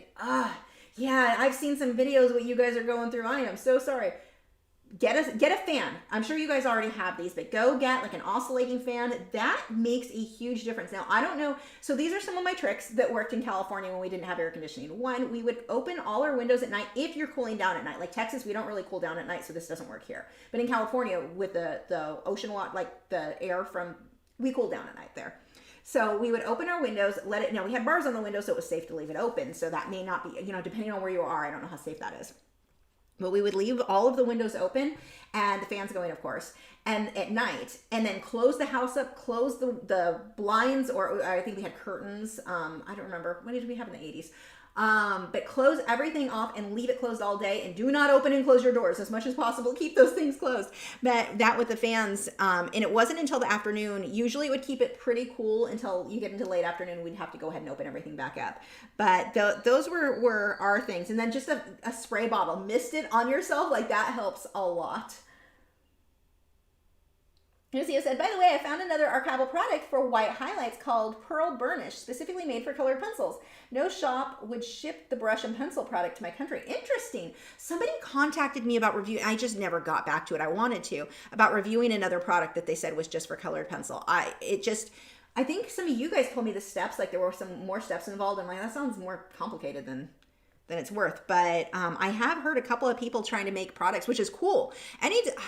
More competition, more products, more innovation. I love that.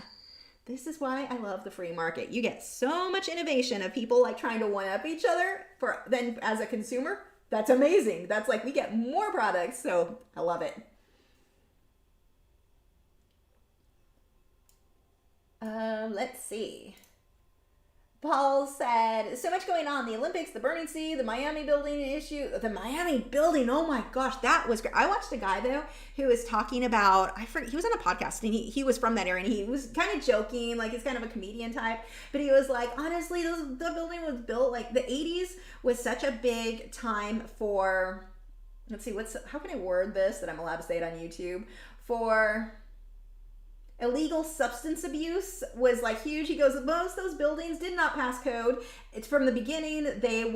He insisted that people just knew who to pay off, and like the way that stuff was built back then, he goes, it was very common. He's like, I'm surprised you don't see more of them falling down like that. But that one is crazy. I haven't heard any news on that though, since it initially happened. Is there more that did they find anything out on the whys? But it made me laugh listening to that guy talk about, well, I mean, not laugh because it's not a funny situation, but like when he was talking, because he was more of a comedian, talking about what things were like when they built a lot of these buildings back in the 80s. One SGWW said, I got 5 postcards in the mail yesterday. It was like Christmas. Nice. Yeah, I've got more. I've been working on the stamps for US for May and April, which are really May, June, because it's always that month behind. And yeah, I am just about caught up with those. Paul John said, that's crazy because I'm a structural engineer too. Did you find out if that's what it was? Like he just was speculating, people were probably paid hush money to like pass inspection that shouldn't have been, and that's how it was back then. And I don't know if it really was or not. I mean, he's, when you're dealing with somebody who's more of a comedian type, it's like, sometimes it's hard to tell, like, are you serious right now or not?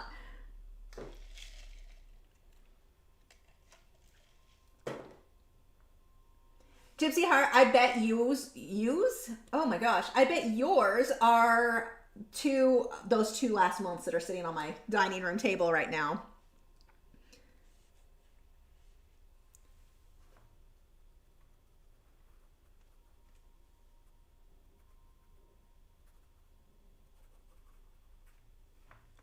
Okay, I think I'm going to build off this. Oh wait, we'll get some more back here. Let's see. Claudia said, hi, if I have smooth paper, but fairly thick, is there a way to make it have more tooth to use colored pencil on it? I can only use it with acrylics now since it's also black. You can gesso it, but then if I gesso the paper, I'm going to use powder blender with it. I wouldn't be using like OMS. So it depends on how you're using that. I mean, you can experiment. I've not done it. So, I mean, I've gessoed paper, but as far as just adding tooth to it, I'm not really sure. I think it would probably be more cost efficient just to get some different paper for a colored pencil. Dawn said, hi Lisa, great job as usual. Thank you. You should sign this as the clouds you are working on. I see where you're going with that. That'd be kind of cool. Paul said, probably the foundation and it wasn't maintained periodically. Steven said, do you ship the postcards to the UK? I'm expecting no. I do. I ship them all over the place. I didn't have one go to Israel. Those ones went out. I've got them all over the world they go to. So yes, I do. Actually, a lot go. I would say about maybe a third of the postcards I print go to the UK. Are those two January and February? No, January and February went out. So if those aren't there, I forget where you live. Where do you live?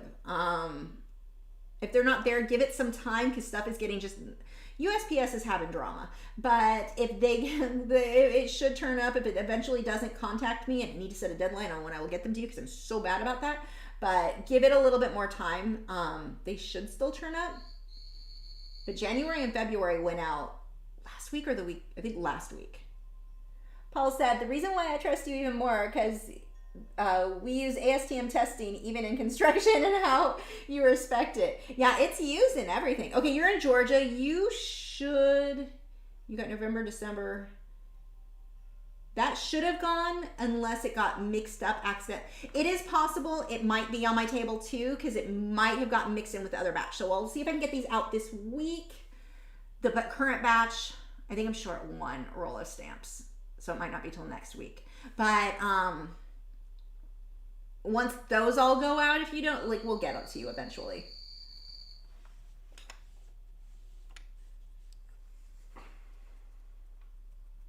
Okay, I'm going to define that. Okay, I remember what I was going to do. This area up here. Yeah, ASTM and blue wool is just a standard. And that's why it's funny when you had like Holbein saying they made their own. It's like, that's not how we do things. That's not how this works. Like, you don't want to invent your own. There's an industry standard. Why would you, like, I'm all for competition. This isn't an issue of competition. This is, I feel like it's a way to hide the reality of the product, but whatever.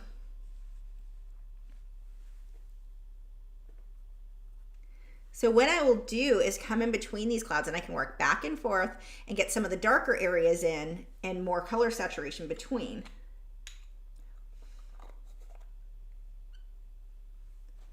Okay, so we are good there. Let's start defining some of these.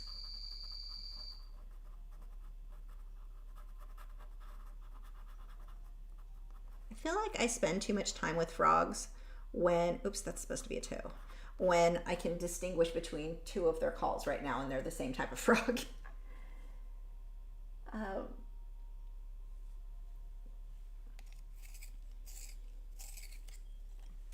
And even, so as I start defining these clouds, if I don't get them quite shaped right, when I'm coming back through with the white too. So you just work back and forth until it looks right. And that's one of the things that's so great with sanded paper and colored pencils is there's not really any limit. I can just keep going back and forth over it until it looks how I want it to. And you don't hit a point where you're like, well, it won't take more layers. I'm stuck with where it is. No, just keep layering.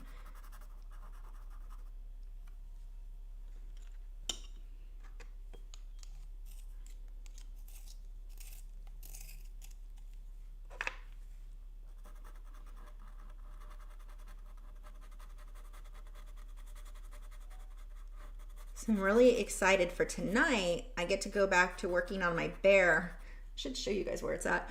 Oh, the stage. I don't think you've seen its current state, where I started last week before the, whoa, that's a big grasshopper on my window. He's big. I should put a leash on him. He could be my new dog. But anyway, don't eat my plants. But yeah, the bear, I've got the fur kind of blocked in, so I actually get to work on him tonight, which will be, it's been over a week since I worked on him, so it's going to be nice. I'm really looking forward to that. Eos Love said, I'm loving your, thank you.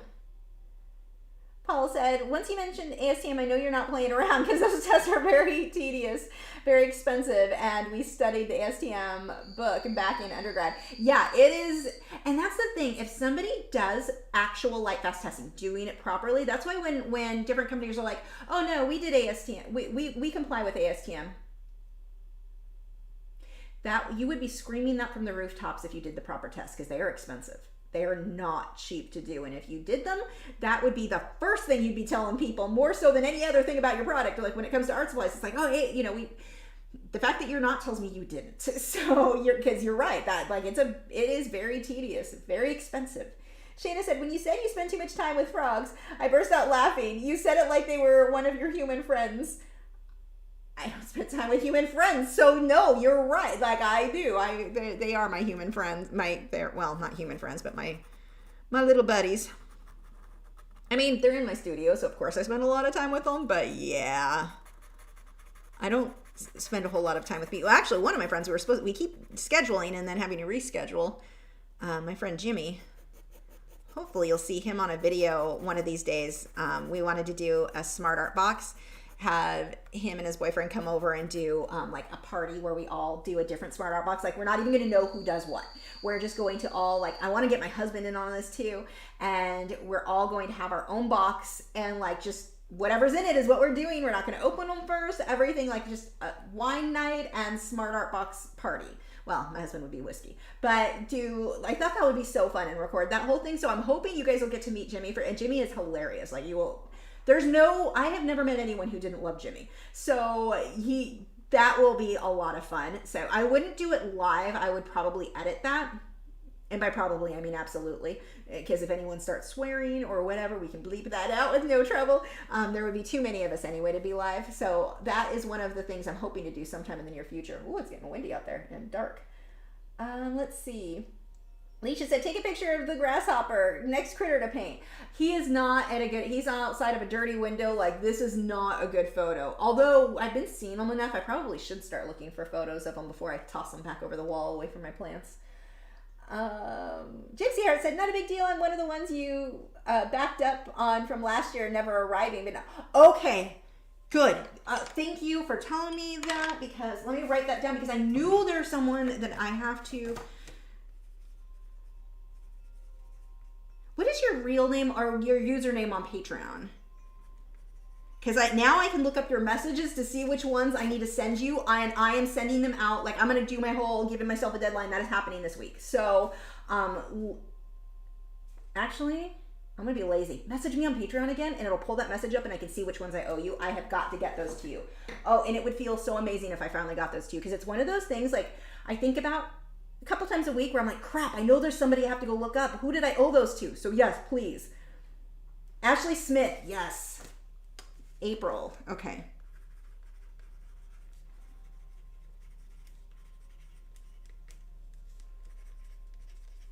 This week it's going out. It'll go out with the rest of them this week. Okay, that feels good. I'll get that taken care of. See, I have to give myself a deadline. That's why I'm starting to tell people this is when I'm going to have it for you. Because if I don't, I just don't get to it. I put it off and forget, and then I feel guilty, and then the guilt is killing me. And yes, deadlines are working for me right now. Thank you. Thank you for being patient. But maybe poke at me a bit more, because I have no memory. Let's see. Paul said, are you watching Black Widow on Disney Plus now? I don't like prequels. Like, it is rare that I like a prequel, and it's like, we already know her ending, and no. Now, who was it who said maybe Loki will change it so the ending is different? If that's the case, if we find out that her ending is different, I might go back and watch hers. But otherwise, I'm like, not, her story's over as far as I'm concerned. Leisha said, toss them over the wall with your bare hands, screaming heebie-jeebies. Oh, not with my bare hands. I had one. And I don't use it anymore. I got one of those sticky traps. It had the bird cage around it, so like birds wouldn't get stuck on it. It was like a fly trap. It caught a grasshopper, and it wasn't even catching flies. I threw it out. It caught a butterfly, and I was like, yep, I'm out. It was a little one, but still, nope. Nope, this was supposed to be just flies. So I don't use those anymore. But anyway, was it last year I tried it because the flies were so bad before I got the ceiling fan to really fix that problem. But it caught this big grasshopper, and part of me, I hated that grasshopper because it was eating it's actually in the window now. That orchid looks sad. It ate so much of one of my orchids, my Sherry baby. But it also was making like screamy sounds. They actually make sounds because it was trying to get itself pulled off. So I freed him and tossed him over. Even though I was so angry at him for eating my orchid, it was like, you're too big. You're dog size. You're going over the fence. I think I used pliers or something. Like, I used something. I didn't use my hands. Paul said good because it sucked. Oh, that sucks. I mean, even though I wasn't going to watch it, you still hope it's good. I just personally don't like prequels. Ugh. Disney I don't know, have you guys been watching Loki? The last one did seem a little bit more interesting. Now, I hate Owen Wilson or whatever his name is. I have never seen him in anything that was good, like ever. I cannot stand that guy. So, like, he's like the Kristen Stewart, that's her name, of acting. Like, he can only play one type, this goofy, stupid, not funny, annoying, pun-ridden idiot. Like, that is his role. So anything he's in, I'm already like, oh, this is going to be bad. So anyway, yeah, and I've not been loving it, but the last one I'm like, okay, is this going to be like, what was it? Don't worry, I'm not going to give you guys I'm not doing spoilers. But WandaVision started out where the first few episodes, you're like, okay, can we move along? Like, where's this going? And that's what I felt like with the beginning of Loki. So I'm hoping, and we're like, okay, let's give it a chance, because both my husband and my husband's this huge comic book fan. He's like, this is really stupid. So, and he knows this story. He just, watching it was bad. So anyway, the last one seemed like it was maybe going somewhere. So we haven't watched the one was there another one yesterday? We haven't watched that yet, but hopefully that picks up, because I liked I liked the other variant Loki. I don't want to say too much in case anyone hasn't seen it. I don't want to like mess anything up, but I really liked that actor. I don't want to say anything. I like that character, so I am interested to see where maybe that gets interesting. We'll see.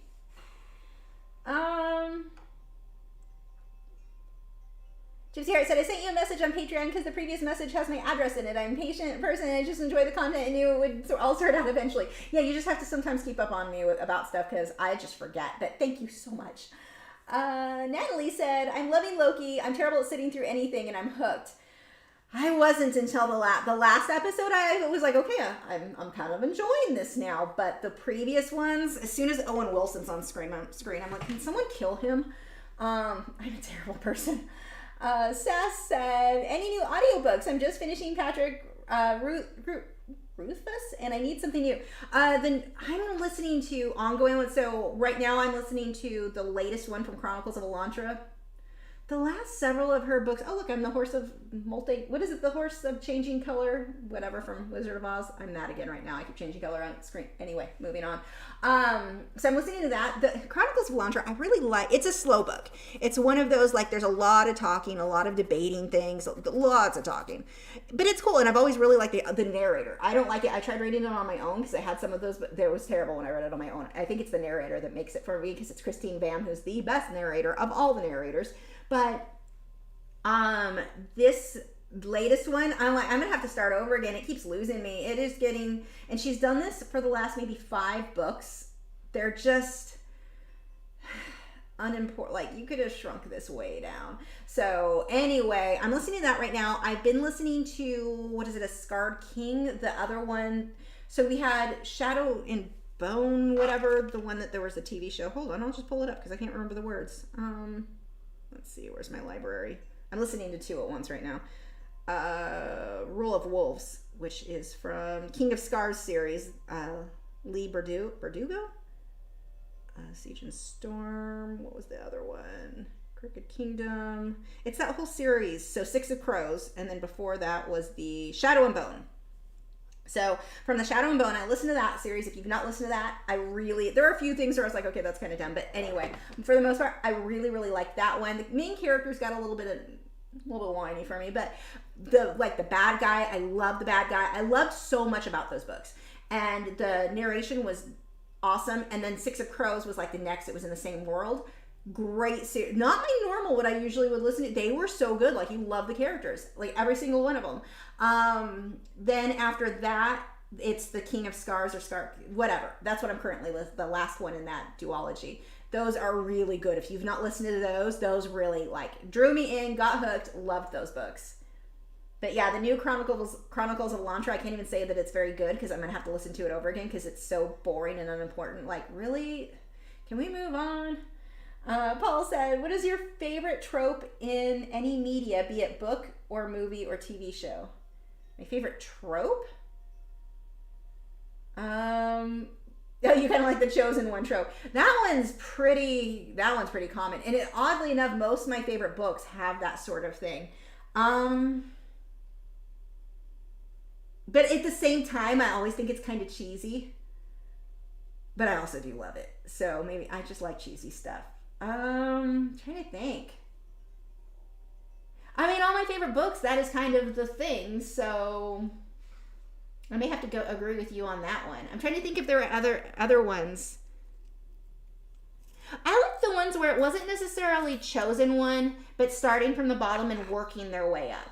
Like those, and then being like having a reason. I like it better when they had to work for it versus like, okay, so the books, the Chronicles of Elandra, that's the chosen one type thing.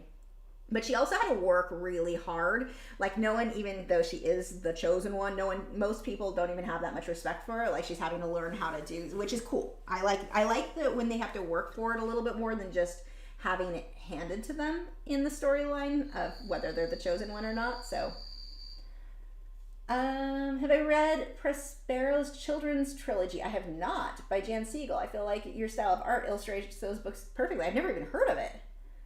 I don't know what that's about. I'm still trying to think some of the other tropes. Like, what are things that I...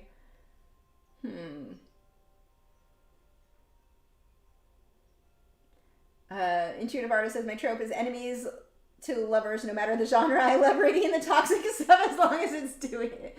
As I doing it, have to live with it. Or I don't have to live with it. George Pencil Art said, I don't like Owen Wilson either. Recently saw a war movie he was in when he was really young about Bonsai with Gene Hackman. He had a more serious role and was actually okay. I've only seen him play the goofy role and he doesn't pull it off well. Like he's not even good at that. No, he's the male Kristen Stewart to me. Like and he's not even good at that one role, but I'm still trying to think like what trope would be my... It's a quick... Every once in a while, you guys hit me with something where I'm like, I've never thought about that before. One that drives me crazy is the instant love, the soulmate bond thing. Dear God, if one thing drives me crazy in a book, and it's funny because actually that is in some of my favorite books, but they had to work towards it. The ones where it's instantly... like the author is lazy and they're just instantly in love because they're soulmates without having to make a story of why they love each other. That is probably, oh my God, it drives me insane. It's just such lazy writing is that they were just meant to be together so they love each other without any reason. Like you don't get to know why they love each other, just that we're soulmates so we have to love each other. Like, and it's very, I cannot stand that. One of the most common things I see in some of my supernatural type books where it's like, you are just such a lazy author. Like, write a story for those people. So I've got enough pencil in here. It's getting to the point where I can just lightly touch it with my finger to blend. So some of these smaller areas, that works.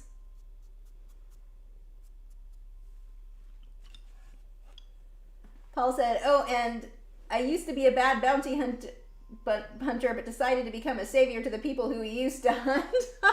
Now, yeah, that's a good one. I'm trying to think. Most of mine, I would say, are the love it, and I hate it, but the love at first sight. Of course, the chosen one is very common. Most of my favorite books have a chosen one, but I like the ones where at least they make it so that chosen one has to work towards it versus you're the chosen one and like you instantly have power and know how to control it. I don't know.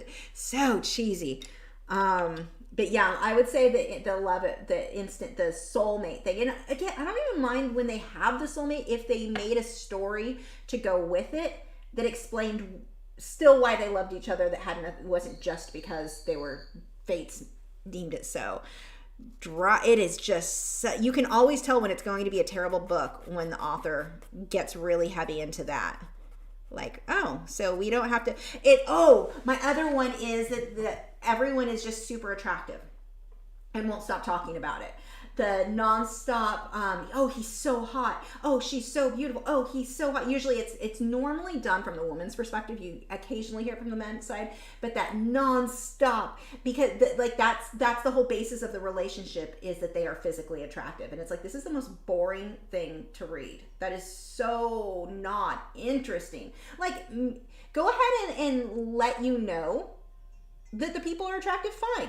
Now move on and tell a story. Like, yeah, when the authors that every 5 seconds are having to remind you, oh, they're so hot. Oh my gosh, they're so hot. We get it. Move on. That drives me crazy.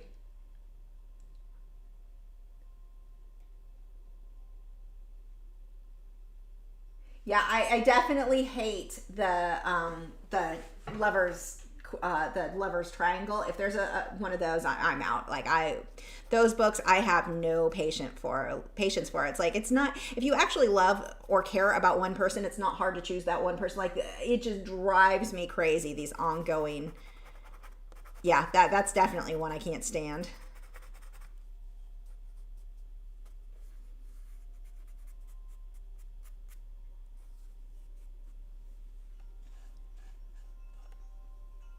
Paul said, I hate the secret society too, and somehow timid ordinary person would expose them. There was, I tried a couple months ago. I usually, one of the main times I'll watch Netflix is when I work on postcards. And so a couple months ago, I had been working on some, and there was some kind of secret society type thing. The main actor was this goofy looking weird troll boy, but I think he's supposed to be the main love interest from this super hot guy or hot girl.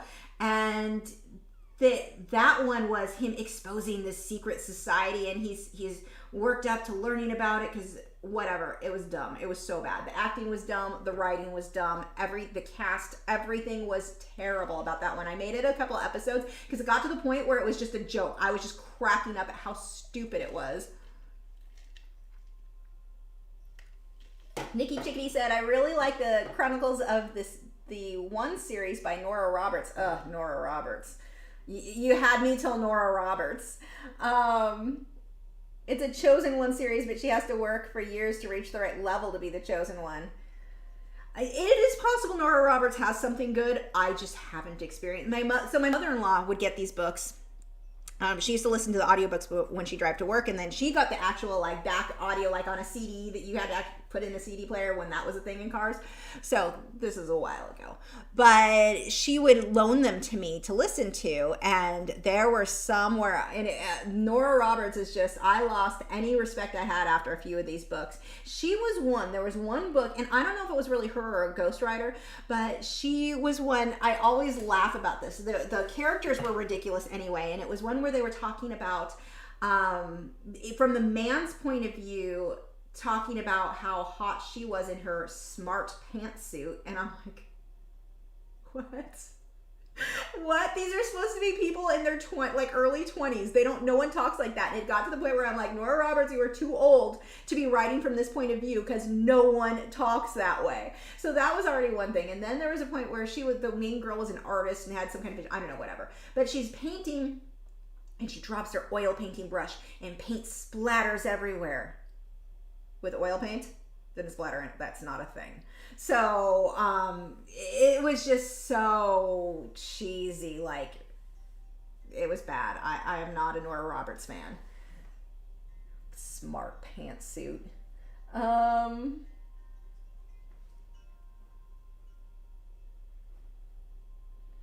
Shana said, I don't like it when the whole cast is good looking. Every single character and their good looks has nothing to do with the roles. It shows unfairness in that industry. I mean, I don't... See, here's the thing, though. I am kind of one of those believers who think that anyone can be beautiful depending on how you do your hair, your makeup, your clothing. Like, it's so... in the eye of the beholder or whatever, like, I have never been one who was like, oh, that's just a genuinely unattractive person who can't be fixed. Like, anyone can look beautiful. Like, I don't mind that, because with the right hair, makeup, clothing, for the right body style, like, I think anyone can look beautiful. So that part I don't mind. But when they go more for looks, like going for super attractive over talent and skill, because that's the thing, I think anyone can look good. So you can cast someone who you can make look good with the right hair and makeup and clothing style, clothing that fits their body style, and have a good actor. Like, there's no reason to sacrifice. I don't see why we would sacrifice skill in acting for physical appearance, because I think anyone can fit the physical, I mean, go for clothes. If a character's supposed to have red hair, I like when they have red hair, that sort of thing. But I don't like the whole, if you're pretty or if you're attractive, you get to be an actress or actor, when I would rather see the skilled actors and actors, because the skill in acting is what's going to draw you in. It doesn't matter how pretty someone looks if they're terrible at their job. So yeah, I'm kind of with you on that, almost from a different angle, but yeah. Velma said, have you ever watched some of the videos One Bad Woman's Anatomy? It's about people that write badly. I have not. But I wonder if the author I'm reading, it's on one of my Kindle Unlimited books, and it is bad. Like, it's getting to where I'm just skipping through for the talking points, and even that skipping through, it's so badly done. Like, did a 12-year-old write this? Like, skill level? Terrible. I wonder if she's listed in there. Let's see. Seth said, go get some Brandon Sanderson. Great narrator storylines. Yeah, definitely. He's awesome. Really meaty books, like 57 hours long. Love them. Yeah, I've got some of his. He's definitely good. He is a skilled writer. That is for sure. I'm waiting for, doesn't he have a new one that's Star something coming out soon? I'm like, when is that coming out? Let's see. Joseph said, the Chosen One has to be built up because every movie needs a montage. Team America. Paul said, I hate characters with dead parents too because it makes them angsty and rude. I'd rather have them with neglectful parents. You know what's funny? Talking about the bad author of the one I'm listening to, or not listening to, I was reading. I started reading when I go to sleep. One of the best parts of it, well, I read it because I kind of took a lot of time off yesterday, so I read more than usual. Normally, I started reading it right before I fall asleep, and then I fall asleep. But that one, her parents were taken out by vampires in front of her, and instantly she's okay. You know, that part's okay. We're just going to move on. Like, anyone would be super traumatized, and the author didn't even touch on that. Like, she's mad about it, but that's about it. And I'm like, it's so bad. So much bad in that one. Moody Roan said, I could see you as a book editor. She's hot. Crosses that out. It was love at first sight. Crosses that out. He's so hot. Screw it. Tears up the whole book. Yeah, that would pretty much be me. But I wouldn't keep my job. Abby said, question, where did you study? Greetings from Bolivia. My bedroom. I learned, that could be taken wrong. I had an easel in my bedroom and I painted on my own. That's where I started. I taught myself. I did not go to school. I mean, beyond high school. Sass said, have you watched Sweet Tooth on Netflix? Loved it so much. I watched it twice. I think the Sanderson book just came out. Sweet Tooth. Hold on. I don't even know what that is. Let's just write that down. I haven't watched anything pretty much on Netflix because I don't watch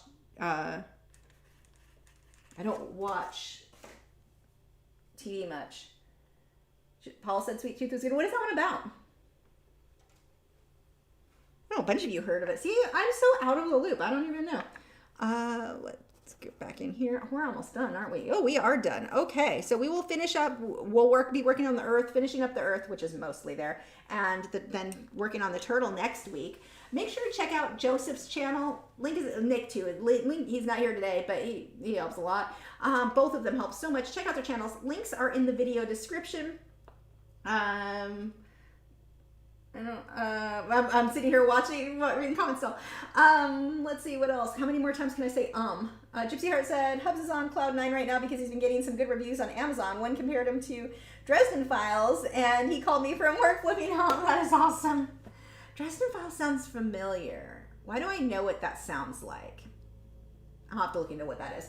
Anyway, thank you guys so much for joining me. We will be back on Wednesday. Wednesday, we're going to be working on the digital painting that I started, the marine life. So I'm on a whole marine life thing. And then I'm not sure what other videos we have coming up. I know we've got Patreon. You guys should, if all goes well, you'll be getting the bear lesson. Oh, I wanted to show you guys where we're at on that. Let me grab that.